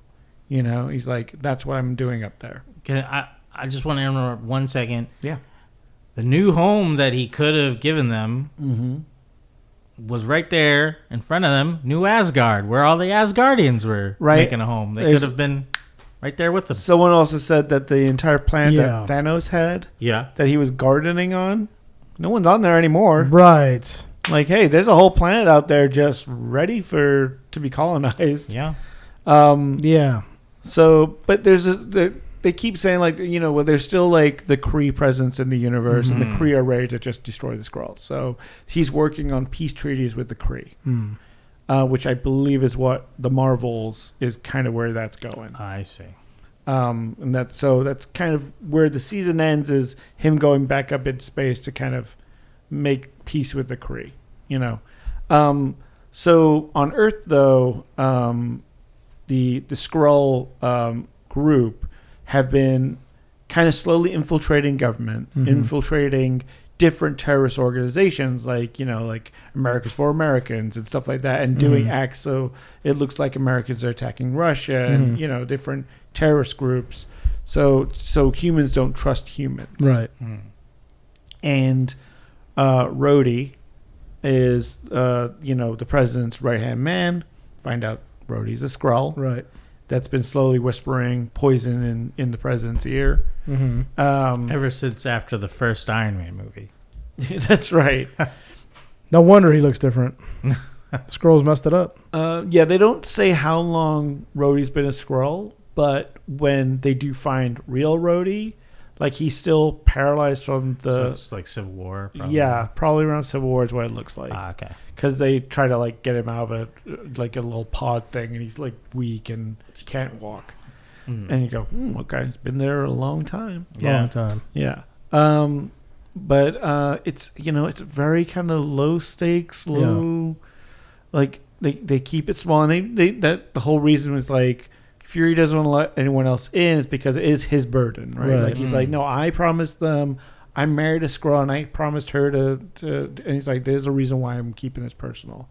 And he's like, I don't want to bring the Avengers to beat up a bunch of Skrull because it's not the majority of the Skrull. It's this one guy who's kind of poisoning their brains, right? In a very Barbie way. But it all wraps up very quickly and easily. There's one big punchy punch fight at the end, like most Marvel TV shows. Unfortunately, it's like the last episode we're gonna have a big punchy punch. And Against who fights? So do you remember Talos? Ben Mendelsohn's character. He's a Skrull. Yeah. He has a daughter who is played by Daenerys. What's her name? Emilia Clarke. Emilia Clarke. So she's a Skrull. She kind of joins up with this rogue group, and then realizes what they're planning to do is kill thousands of humans. Right. So and she's like, well, whoa, I'm not down for that. I really kind of want to just like have equality, not take over, which they want to do. And then there's, I think it's the fourth episode, she's caught giving information away to Fury and gets shot. And next episode, you find out she's not dead because she gave herself the Super Skrull serum to kind of, come back.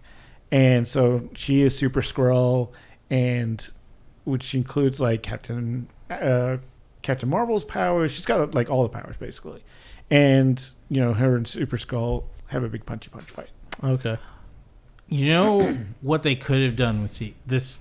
At least the show, they maybe not have called it Secret Invasion or whatever, but they could have made the Skrulls the new Hydra, because they could have shape-shifted, and that would have been more hard to stop Hydra because they could shape-shift and change into different people. Well, I mean, the show does end with the American president coming out and telling the world, these Skrulls are out there, they're terrorists, that must be stopped.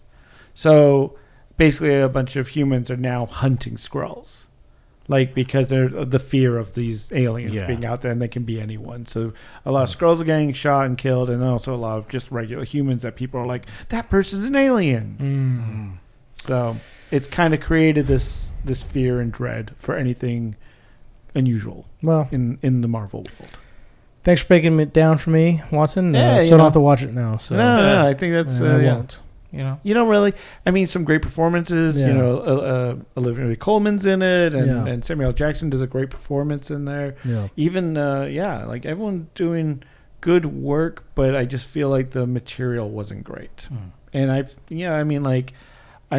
think the Marvel shows, when they're good, they're really good. WandaVision, I think, was really we're gonna try things that are wild and out of the box, and Yeah, but towards the end, they fell back to the it just CGI feels very, shit fest. it just feels very formulaic now. That's why even, we will talk about She-Hulk.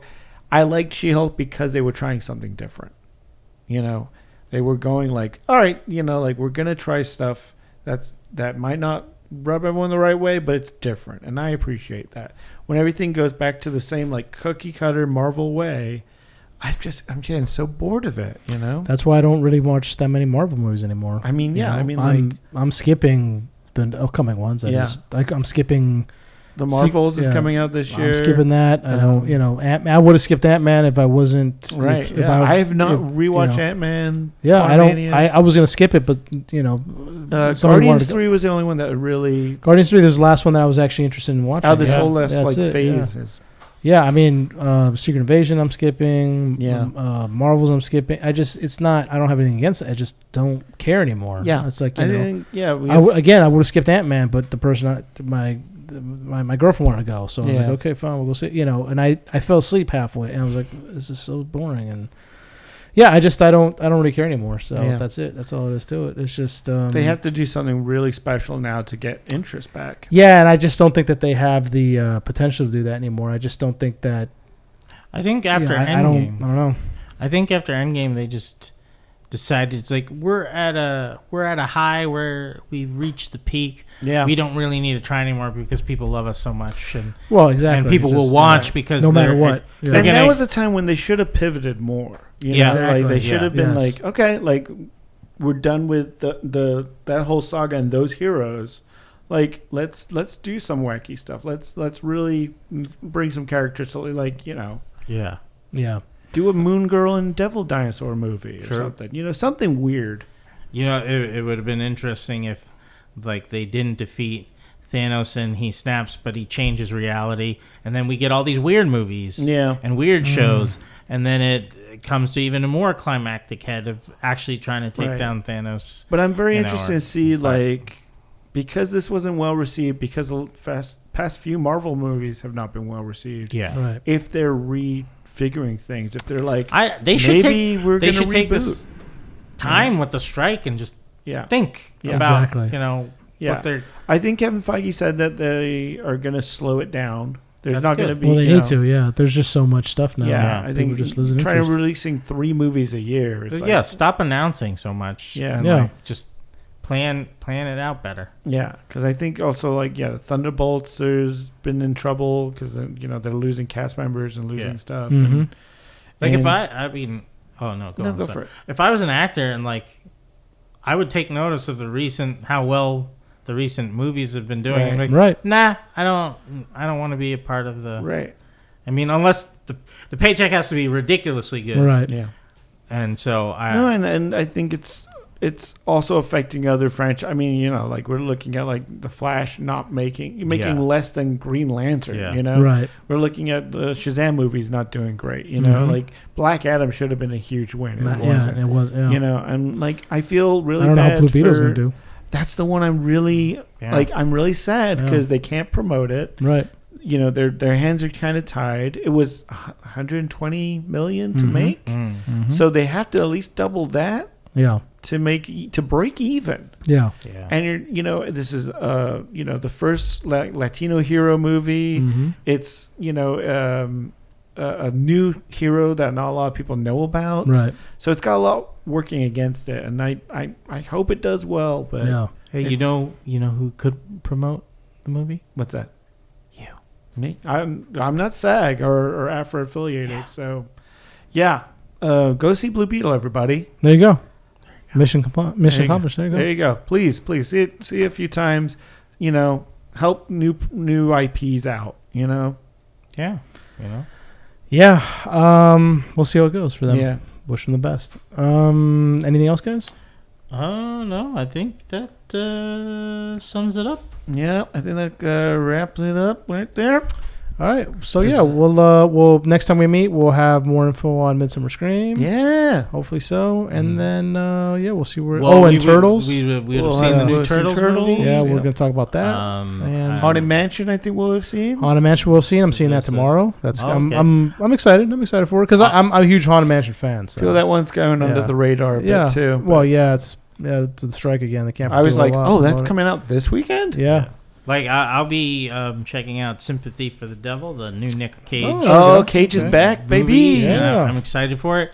I'll be able to bring that up, on our next one most likely as well. So, and is there anything else you guys want to plug promote thing? No, we're No. Okay. All right, guys. Thank you for listening to another episode of Enter the Nerdom. And please, if you're not already, follow us, like us on Instagram and the Twitter, and also leave a message, review. Yes, rate, review. Please do. Send us hate mail. Yeah. Whatever. Yes. Fan art, whatever you want to do. Yeah. Draw us in weird, pose. Well, no. Yes. Maybe not. Why not? Well, okay. Weird poses. I can whatnot. take it. Yeah. Stan could take it. Yeah. Yeah. Put them in Barbie Land. Put me in Oh, Borderlands. yeah, my please. God, Put me, If put anyone me as out one of the there- Kens Yeah. that has no civil rights. But, all right. Thank you once again. We will see you next time. Enter the Nerddom, exit the Barbie-ocracy that Stan loves so much. Yes. Yeah? Yeah, exactly. Yeah? The Opie and Anthony, Oppenheimer and Anthony show. I was like, wait, what? This is the Opie. Oh, yeah. Yeah, I tried to make that one. I love it. That didn't I love stick. it.